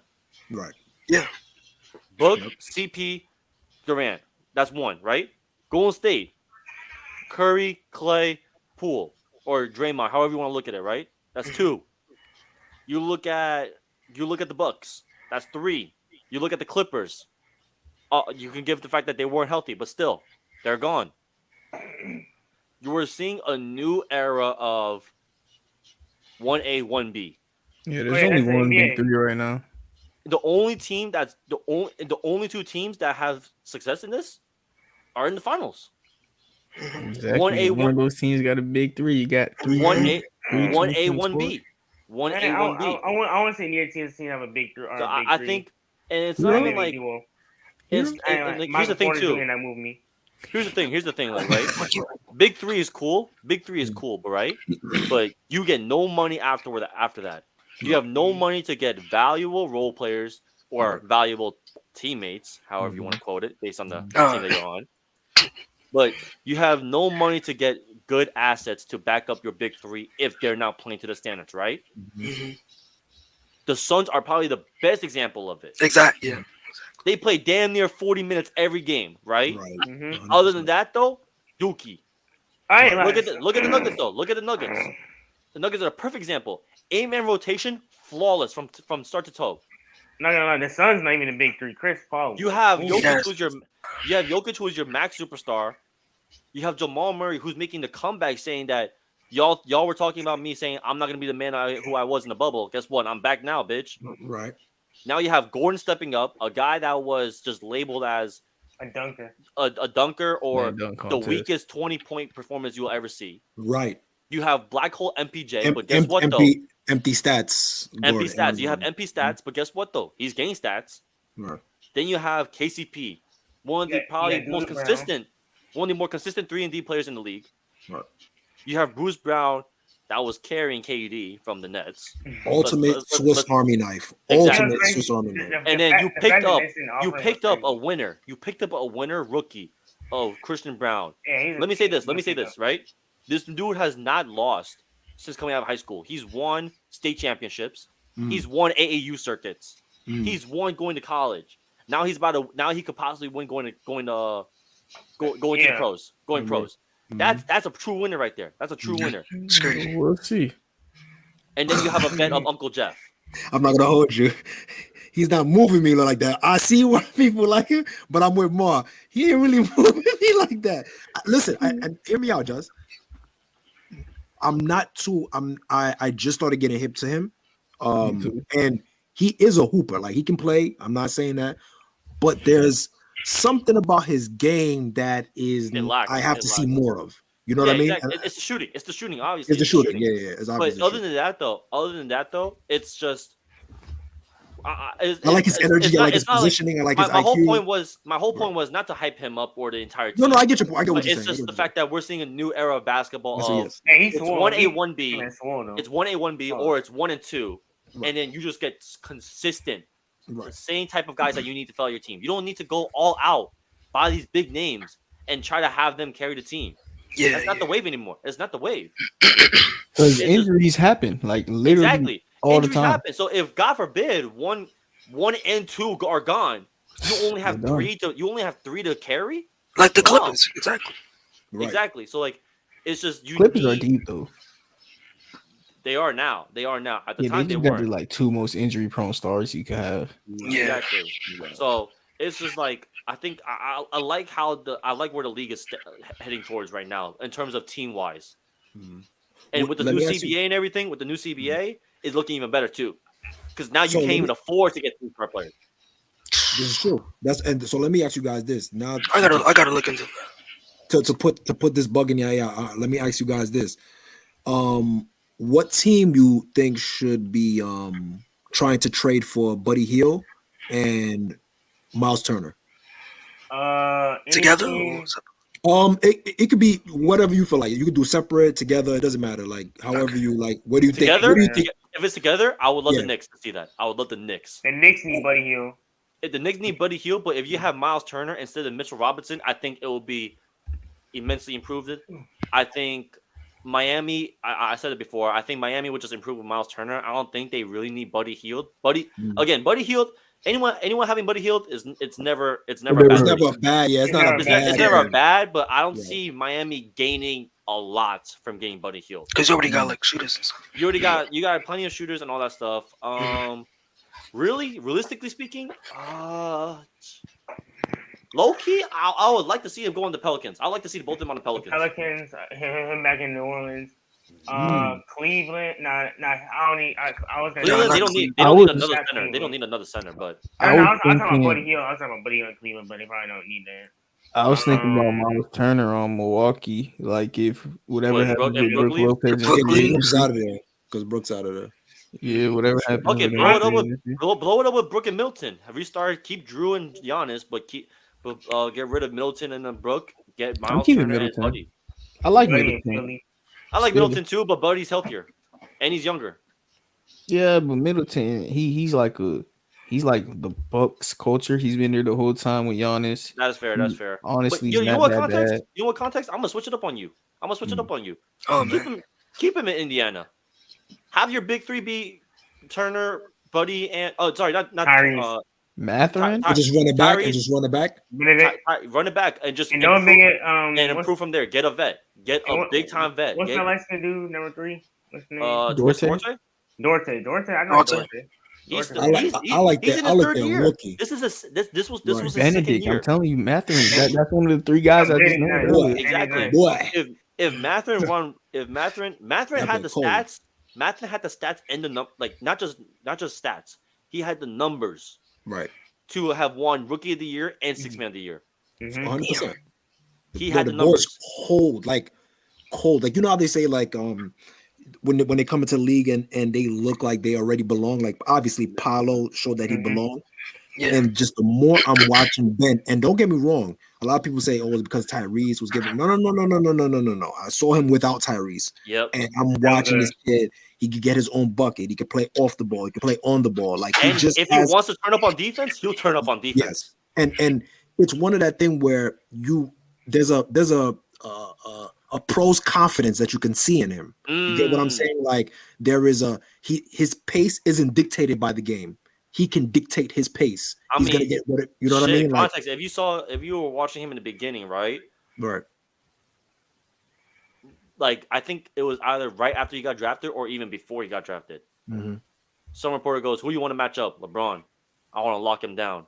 Word. Twitter went crazy, right? That's crazy.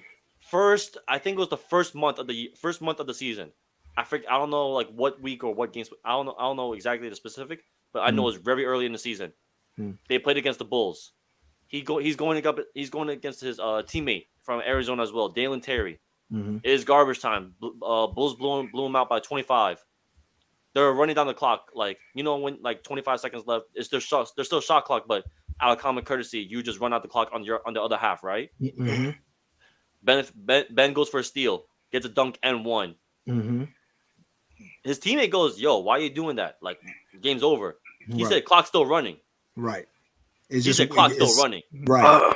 And it's kind of that that delusional it's like a delusion. It's low key Kobe mentality. Nah, listen, and sometimes you gotta be a little bit off. Like that's an off thing to do. You get what I'm saying? Like, you gotta be. Yeah, you're like a little bit off, but to be at that level, you have to be a little bit. You know what I mean? Like something can't be right with you. You know what I mean? You can't be like this. Especially contact sport, like that's thing, like especially like you see with football players, like NFL players, like you gotta be a little crazy to play in the NFL. You gotta be a little crazy to do like combat sports. Even But you gotta NBA. Well, NBA like that time, like there's some pretty like now we see some characters in the NBA. We seen like Dennis Rodman, listen. we seen some characters. There's only 450 jobs in the NBA, and it's expanded now. Before it was like about only 300. Yeah. So you could imagine, right? We've all played in like, little rec leagues and stuff like that and things like that, and competed. So I've been to like AAU tournaments, played in my high school, things of that nature, and just the competition in those tryouts. Now multiply that to college tryouts, multiply that to college scrimmages, these runs, and then now you have your combine, now you have your G League trial. You have to have this like unreal confidence, untapped like delusion air about you. It's just called dog. He's got that dog mentality. Yeah, that's a fact. And he got it.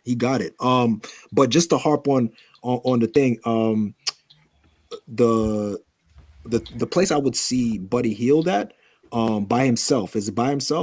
I'm kind of with Dev. I would love to see him in Cleveland. I think he would provide a lot of good ball movement, and he would allow them to diversify their offense. Another person I think that would do great in Cleveland is Gary Harris. I think he would do amazing over there. Yeah, I think he would do amazing. Back for that one. Yo, context. Sure. Call me crazy. I'm thinking about it right now. Call me crazy. Buddy Hield back at SAC is not crazy. Listen. Am I crazy for thinking that? No, not at all. Because honestly, the only thing that I'm a little bit worried about is how would Malik Monk. Yes. But Monk came off the bench though. He was labeled as a sixth man. Yes. But he's kind of fake a starter on the low. He's like the quote unquote like the Kyle Lowry of the Heat right now. Like he comes on the bench but plays starter minutes. Yeah. So like the only thing is I don't think it's gonna affect Monk as much because Buddy Hield can play very off ball. He can play the three. He could just play the three ball and he small can, three. Right. He can small three. So I don't think it's gonna be that. I think it would just be some adjusting to get used to. You know what I mean? And Buddy Hield would just crazy. But I wouldn't mind that if they couldn't get like a Jaylen Brown. I think Jaylen Brown would be the perfect fit for Sacramento. The perfect. So you think their big three would be Sabonis, Fox, Brown. and Brown? Yes. Who are they trading? Harrison Barnes, you're out of here, my guy. Sorry. I forgot about him. Oh my god. Yeah. His contract's done anyways. His contract's done. Herder. Kayvon? I mean, you want Hield there. It sounds like you don't even like him like that. Kayvon? I like Kayvon. Just you already calling for Buddy Hield. So, you know what I mean?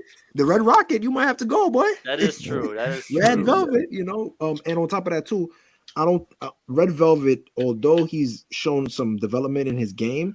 Crazy development, too. I don't even know why he wasn't a candidate for MIP. Yeah, but here's the thing. The reason why is because it wasn't consistent enough. That is true. That's a fact. There was still flashes of impudiment. It wasn't consistent. When his jump shot was off, he's dead in the water. You know what I mean? Like we don't see, at least with Buddy Hield, he can shot create a little bit. You know what I mean? He has 3-level scoring. With Herder, once his shot is off, it's kind of like yeah, you're right. You know what I mean? I was like, go ahead. Those type of big men like Sabonis and Jokic, I like a strong power forward next to them. So I would get Jared Vanderbilt. I'll try to get him up out of Los Angeles for the Kings. So you want Vandal next to Sabonis? Mm-hmm. Yeah. Yes. Yeah. Sabonis does the playmaking. They complement each other. But you lose shooting. For sure. But at least you see in the playoffs, Vanderbilt's at least trying. He's trying to shoot. That's all that matters. He's how old? And is if he like 21, 22? Yeah, and if he gets into and everybody says, "Oh, he can't improve in shooting." No. You can improve on shooting. That's one skill that you can improve on. Now, you might not be amazing at it, but you can always improve. And you don't even have to get a 3-ball. You can get a pump fake, dribble one to the midi. You know what I mean? Get to your spots. Just like all these guys, right? All these guys got a pump fake to the midi game, and that would help them 100%. It would help Sabonis because Sabonis, like Jokic, gets his rhythm with passing, rebounding, then scoring. I don't think, although Sabonis does score, I think he gets more of a kick out of rebounding and then setting the guys up and stuff like that. Because if you notice, you think he's a poor man's version of Jokic. 100%. Yeah. And I'm gonna say this too. Oh shit. I'm gonna say it too. My fault there. Don't worry about it. I think Sengun might be a more skilled version than Sabonis. overall, he doesn't have high offensively. You're not wrong. I'm not mad about that. Send me your gamer tag, Dylan. I think he has a little bit more fluidity in his footwork. And I think he has. I think the playmaking is better already. I think. Yeah, of course. No. Clears. No. It's clear. Sengun is a baby Jokic when it comes to the passing. He sees it the same way that Jokic does. Well, I'm giving babies a bonus. I'm not gonna give him Jokic. No, you gotta see. No. Go watch Sengun. He is baby Jokic. The thing about it is, the Rockets, they don't cut. Those guys don't cut. You can see he gets mad when they don't. He gets upset, bro. He gets mad, bro. And the thing about they gotta kill Ime. Ime gonna get them right. Right. Yes. Oh, that training camp is gonna be hell. It's going to be hell, bro. They might go to the strip club afterwards, but that's good for them. Yeah. That's good for them. Under that contract, Ime, and they got no state tax there, so Don't be surprised if y'all see Jalen Green move though. I don't think they will. Before KPJ? Don't be surprised. I wouldn't be surprised. He just got that. You see it, right? I see what you mean. Why are people choosing KPJ over Green? It's not. We're not choosing the player. We're choosing the person. Like I never liked Jalen Green since the day he was drafted. I remember the day he got drafted. He was out there tweeting at draft night, I should have went number 1. I'm better than you. I'm not mad at dog mentality. That's just like, bro, this the best day of your life, and you complaining about something. I'm not mad at him because I got old school in him. I like that. I'm not mad at it because like if you feel like you deserve to improve him, it's like if it's extra motivation, I'm not mad at it because like I want to go number 1. You know. I see what both of you guys are saying. I see what both of you guys are saying, but I just want to tweet it like that. I wouldn't tweet it. Right. Especially on draft night. Jalen Green about to average 25 next year. But like as a Rockets fan, how do you feel about that? That like the guy you drafted mad as hell that he didn't go number 1 instead. Like, yo, just be happy where you at. And man, I don't care. I'm happy I got you. I don't care what you feel. I'm happy with you on my team now. So I think, and more, I think that the fact that what Dev saying and just saying, Ime might change his perspective on how he looks at things, right? You know, it's the thing about growth. It's already changing. He's still young, you know what I'm saying, and he's still getting his foot into the door. He hasn't got proper structure yet. It's really just the players running the asylum at this point.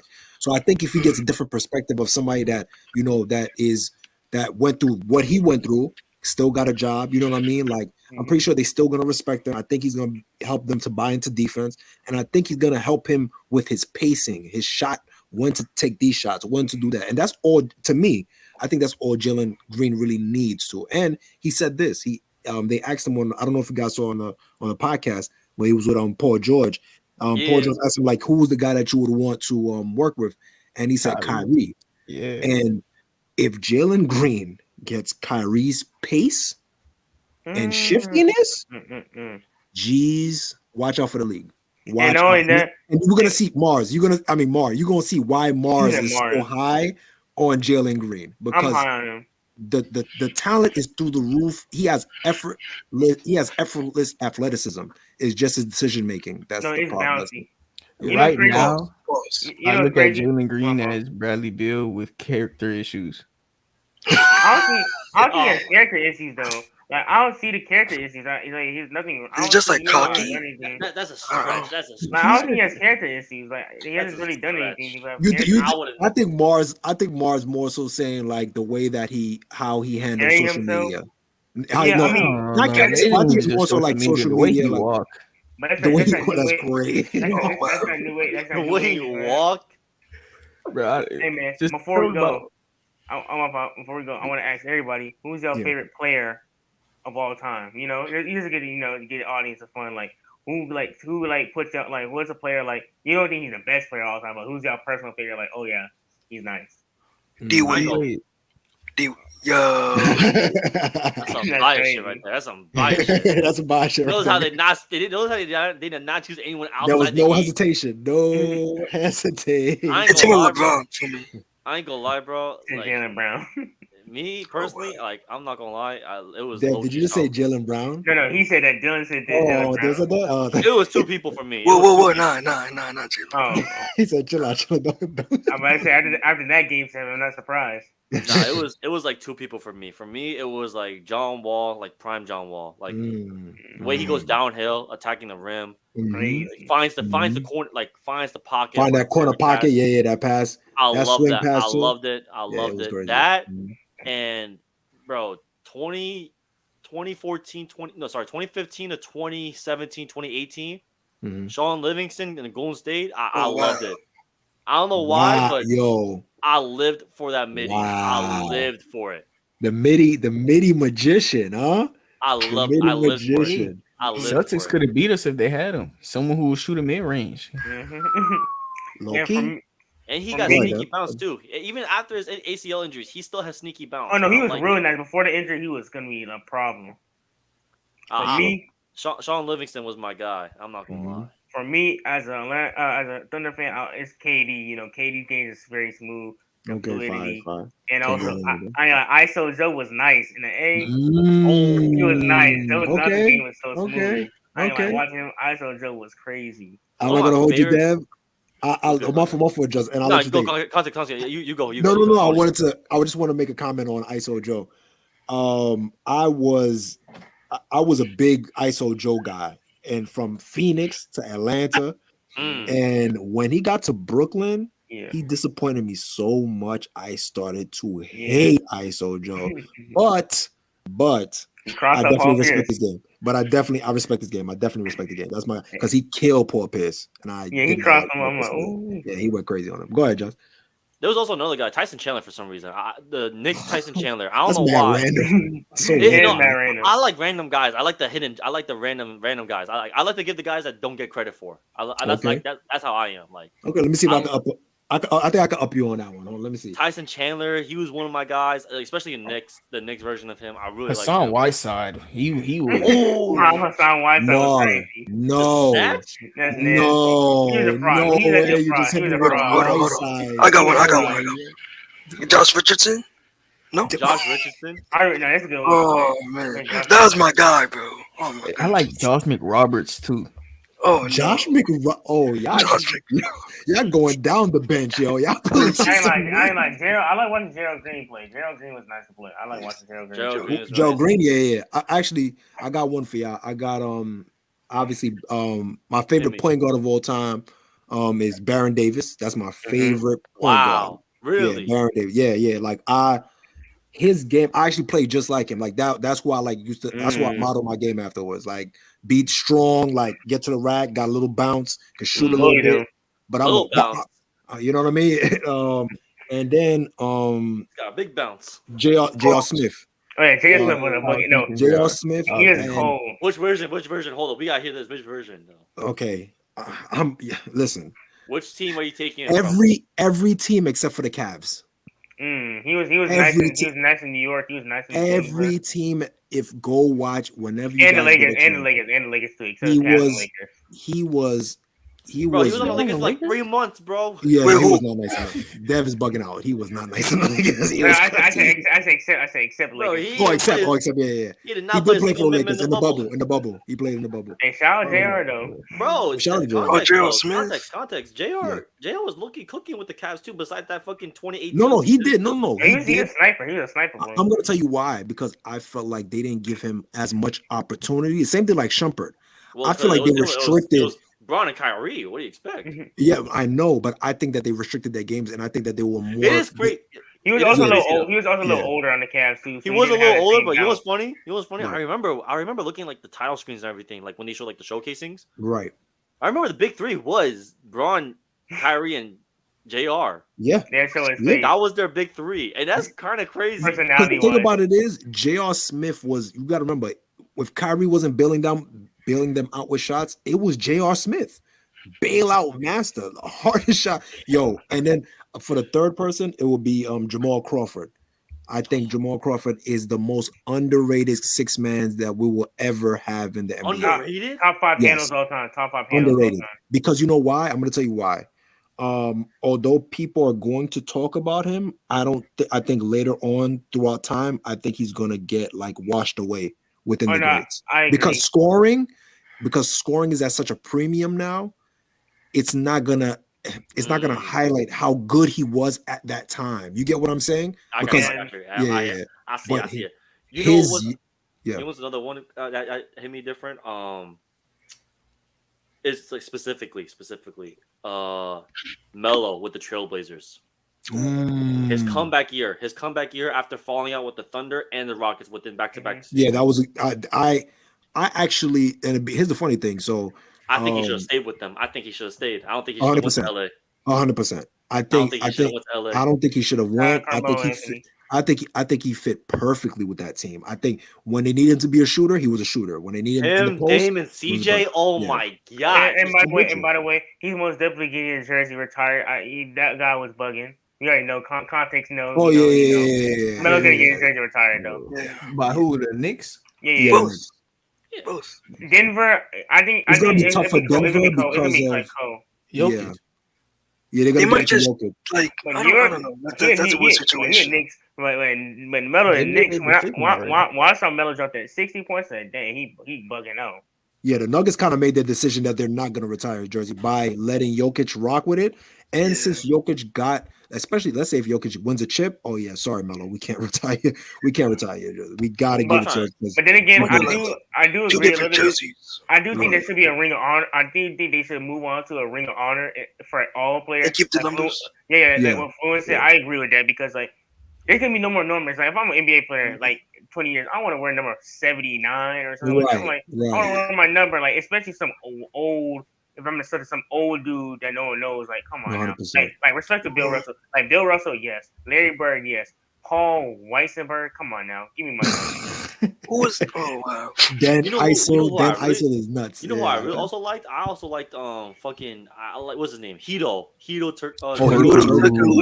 Nelson. Nice. He's a fucking Yeah, that's a fact.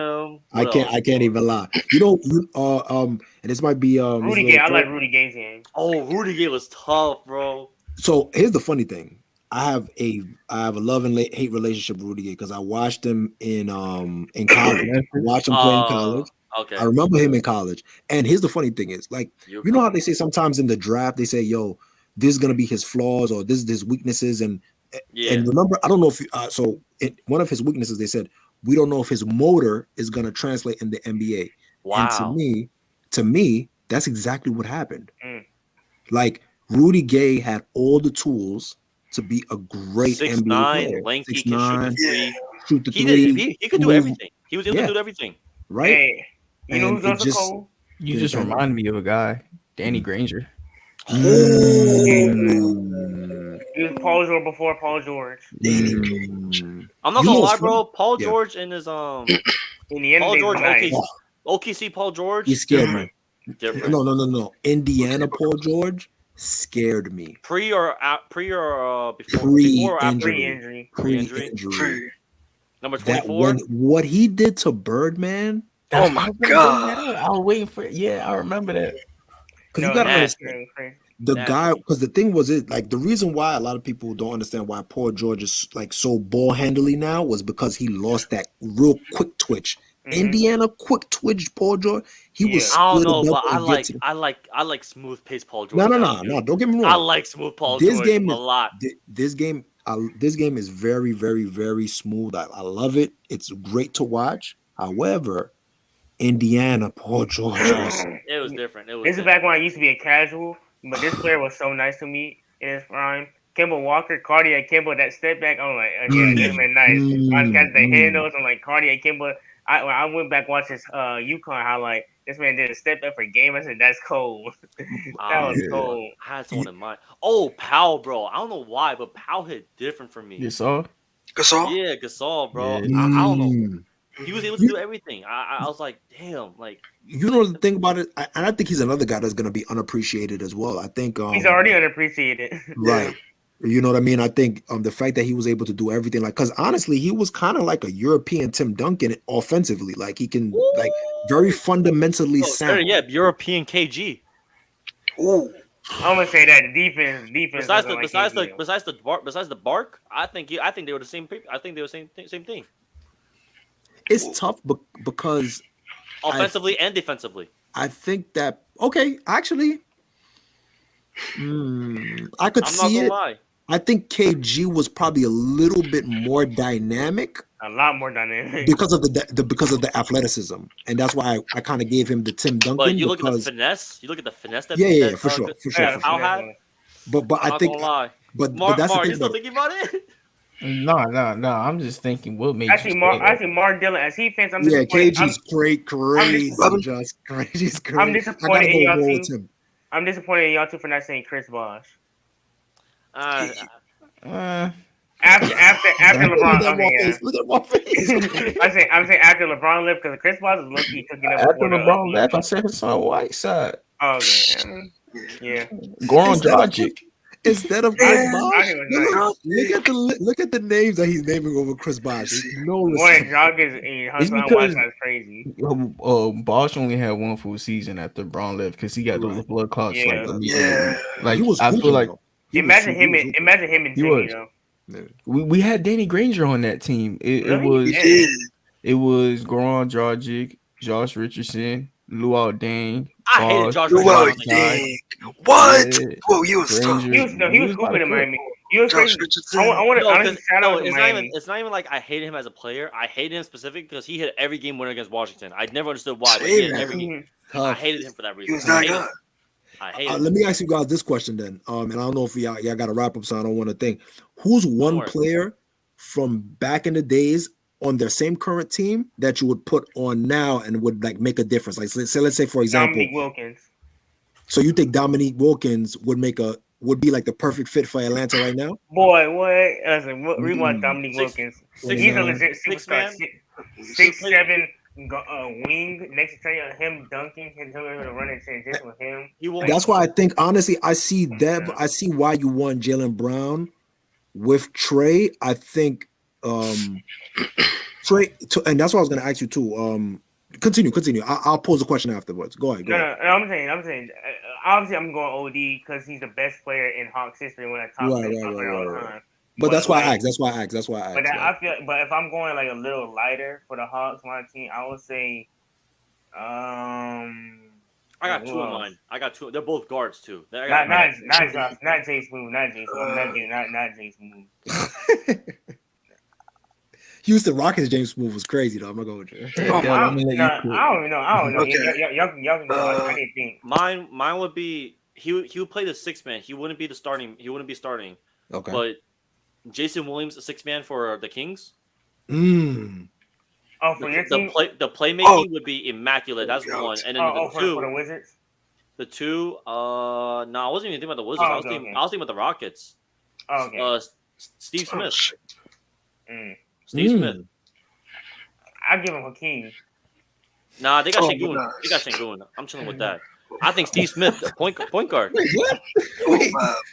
Just take Hakeem. You pair him with Şengün. Şengün can't do nothing. Underrated.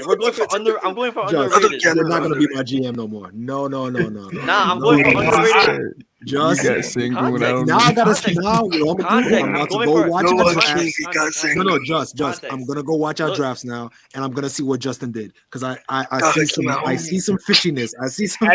Hey, honestly, you could just go to the group chat. It's in Discord? In Discord and look at the drafts and look at all the context. Here's the thing. But we want to watch the video. I go for underrated hitters. I go for underrated you know I gotta show hitters. You love. I gotta show you love.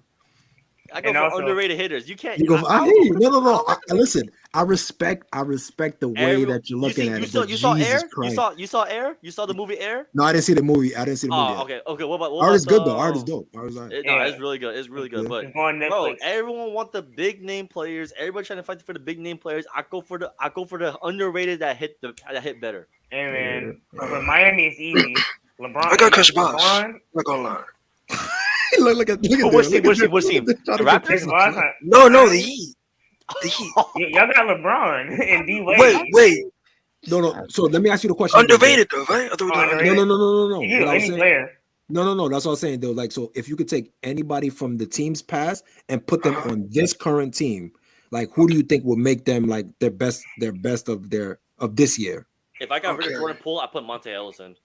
Bosh not bad. He cool. Nah, He cool. Yeah, Justin, you're disgusting. Monte Ellis. Actually, I'm with you. Take out. Actually, yes. No, it's the same player. That's the same player, low key. Yeah, but Monte Ellis is better. Way better. Oh, he's better. He's better. Context, you weren't with me at first, but you're like, Yeah, I thought about that. My fault, Justin. You're totally. I forgot that Jordan Poole is Jordan Poole. I forgot. I'll go with Steven Jackson on the Warriors. On the weekly. Little grind. Or Matt Barnes or Jason Richardson. I'm not gonna lie, bro. No, Chris Mullin. Rick Barry. I mean, no, but if I'll get them boys Wilt. Will Chamberlain. Low key, that's all they really need, right? Okay. That's it. What about you, Bob? Who you got? Bro, I don't know what's taking Dell so long to say D Wade. I don't.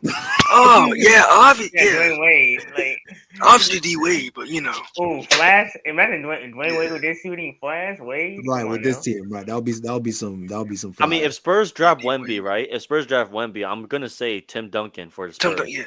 Yeah, to pair him with. Oh, that's a little. Tim Duncan and Wemby on the same team is nasty. God. That's super fast. That's fucking disgusting. Honestly, that's for the Lakers team, easy. Kobe. Okay. No. Okay. With that team. With that team. Yeah. Hey, shot creating. Give him more shot creating. You want to say Shaq? I thought about it. I just 80 thought at about the it. 4. Oh my God! I rather have Kobe because he gives more shot creating at the guard position instead of shot creating at the guards. You know. Actually, I'd rather have Kobe so someone could tell Braun stop shooting threes, bro. Yes. But I see why just you would want to say Shaq just because of put 80 at the 4. It'd be put 80 at his 90. Right. So I definitely see that. You even better. You even better put Jared Allen at the bench. Put Shaq in for Cavs. Oh no! No! I don't want that. No, I do not want that. I don't want that. The Cavaliers easy. LeBron James, that's easy. LeBron. Yes. Honestly, if y'all really watch 09 LeBron, that man was an athletic freak. I ain't gonna lie. For sure. Like he went to 2 steps. Pistons, Grant Hill. Speaking of actually Pistons, and I should want to get to it. How do you guys feel about? I don't know if you guys talked about it already, but how do you guys?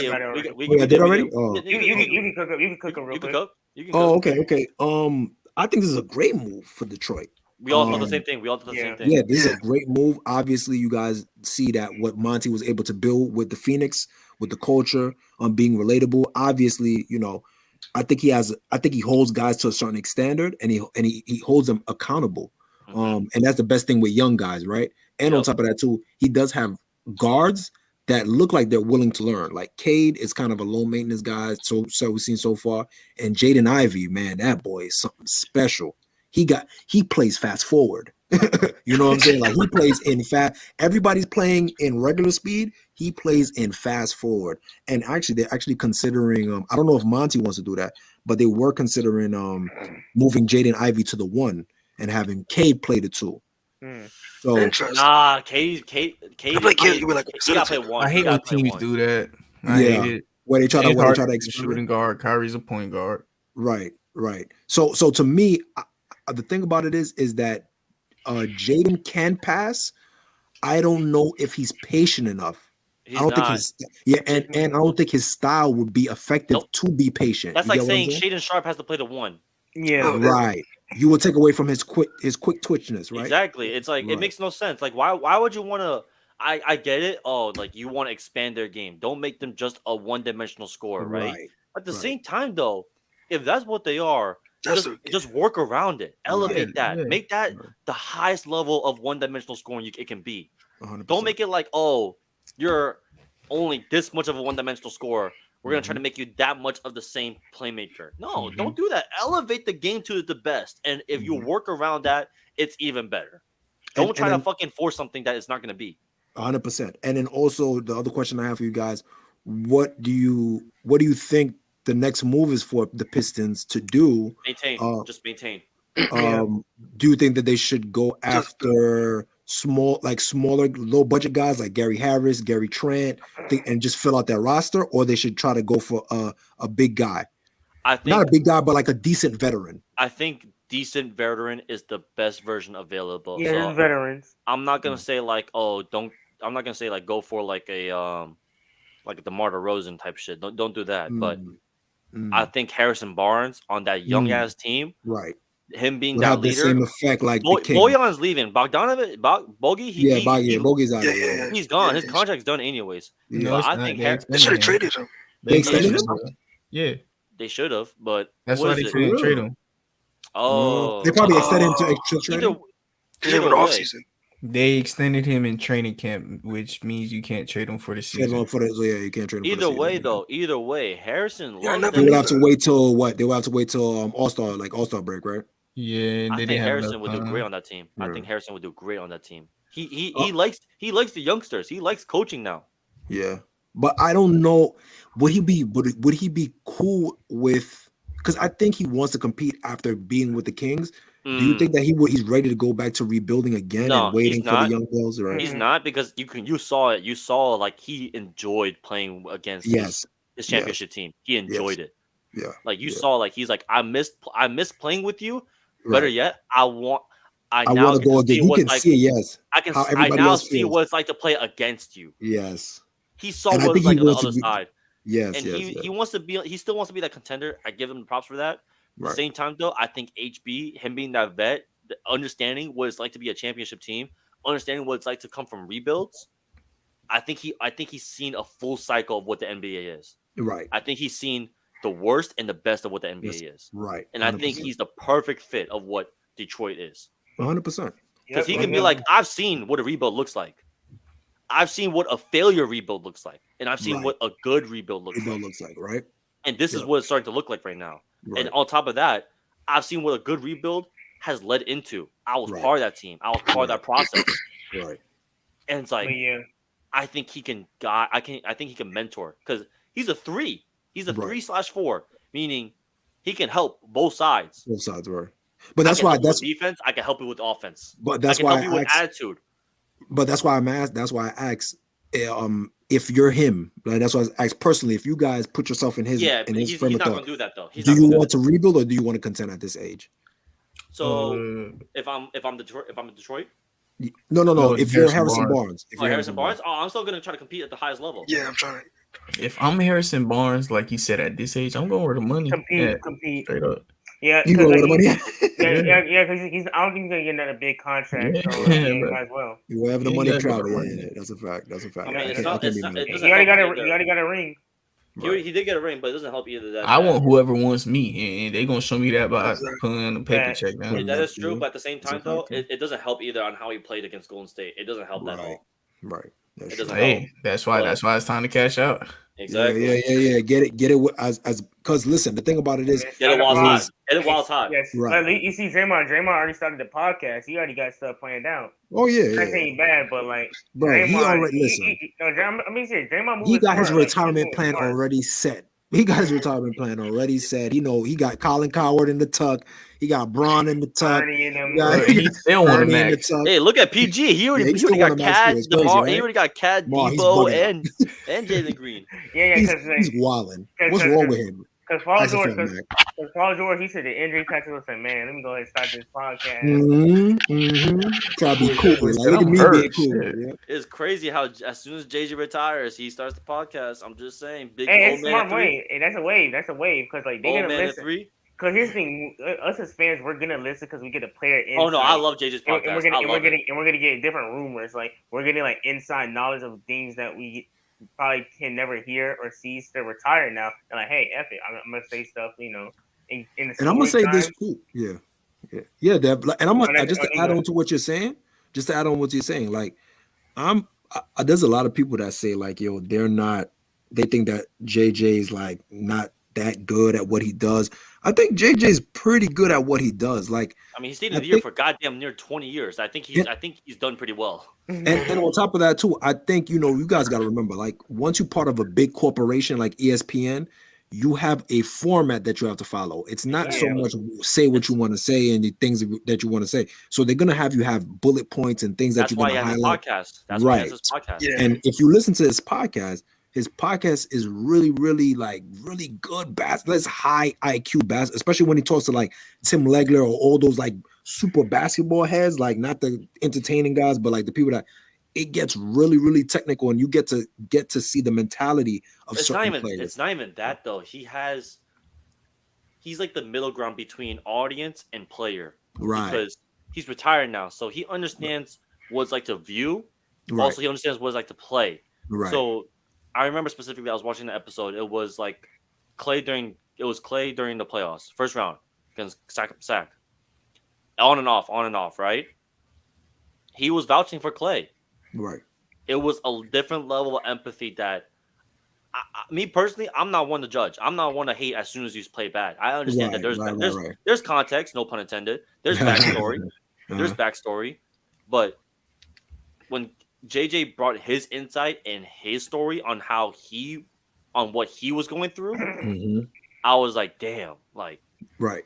If you can't feel that, then there's something wrong with you. There's right. If you don't feel emotion after hearing what he said and him vouching for Clay, then there's something wrong with you. Right. Like you said, he gives kind of both perspectives of like a fan playing parlays, like you can see like he's in tune with. He might not be all the way in tune with everything, right? Because obviously you're an athlete and you're not going to be among the quote unquote common folk, but he has that, still that mentality of like, let me try to be relatable instead of trying to be this know-it-all, like pompous basketball, like, oh, you never played the game, so you know what I mean. He doesn't. Kendrick Perkins. Yeah, that's the dope thing about he doesn't talk like, oh, like you haven't played the game before. Like he only does it very rarely when he's on ESPN because he has to like he has to make a point. Right.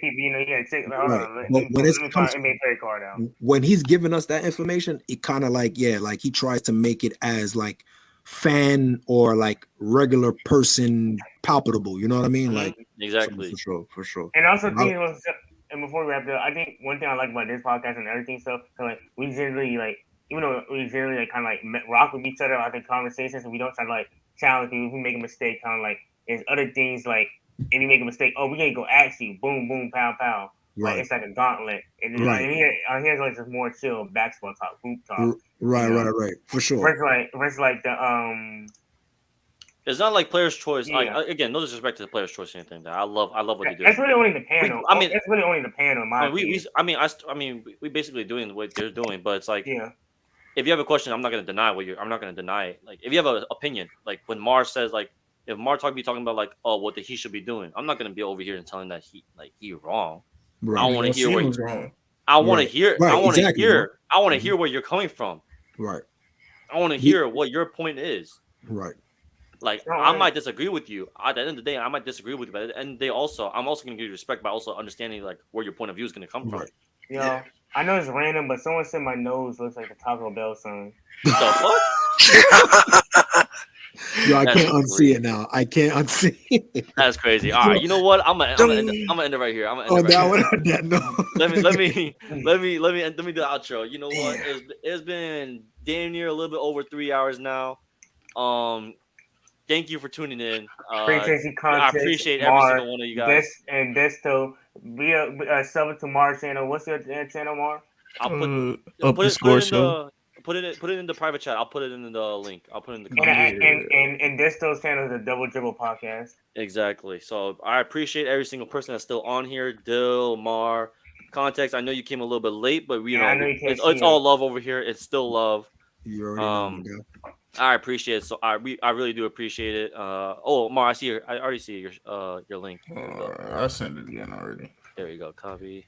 Yeah, I joined because I seen y'all was going live and it's about to be Heat Nuggets. Exactly. I know I've been listening to shows. I don't hear no Heat love. I had to make sure that I spread some Heat. We give you love. Hey, Mar, I gave Heat love. I predicted Game 7, and they laughed at me. Listen, Mar, I'm with you. I think the Heat have the formula. I wouldn't say that they have the full personnel, but I believe that they have the formula to combat the Nuggets. I don't think it's going to be this cakewalk that everybody's saying. So let's see. Nuggets in 4 is coming. Yeah. Oh no, 4 is crazy. I don't think Nuggets, like 4-5. It's gonna be a 6. It's gonna be 6-7 game series in my opinion. But I feel like game 7 really. Game 1 really tell. And how it goes. I'll let you know. I was just I'll tell you. No, that's about it. That's about it. But okay. Mar, I mean, appreciate you coming up here, showing love for your stance. You know, for your team, showing out. You know, context, Dill. You guys are welcome up here anytime again, as per usual. Yes. Let it on your insights, your opinions, your takes. You know, it's all love over here. Appreciate every single one that was watching the stream, everyone that's still watching, whatnot. Thank you. Stay safe. Have a good night. Yes, sir.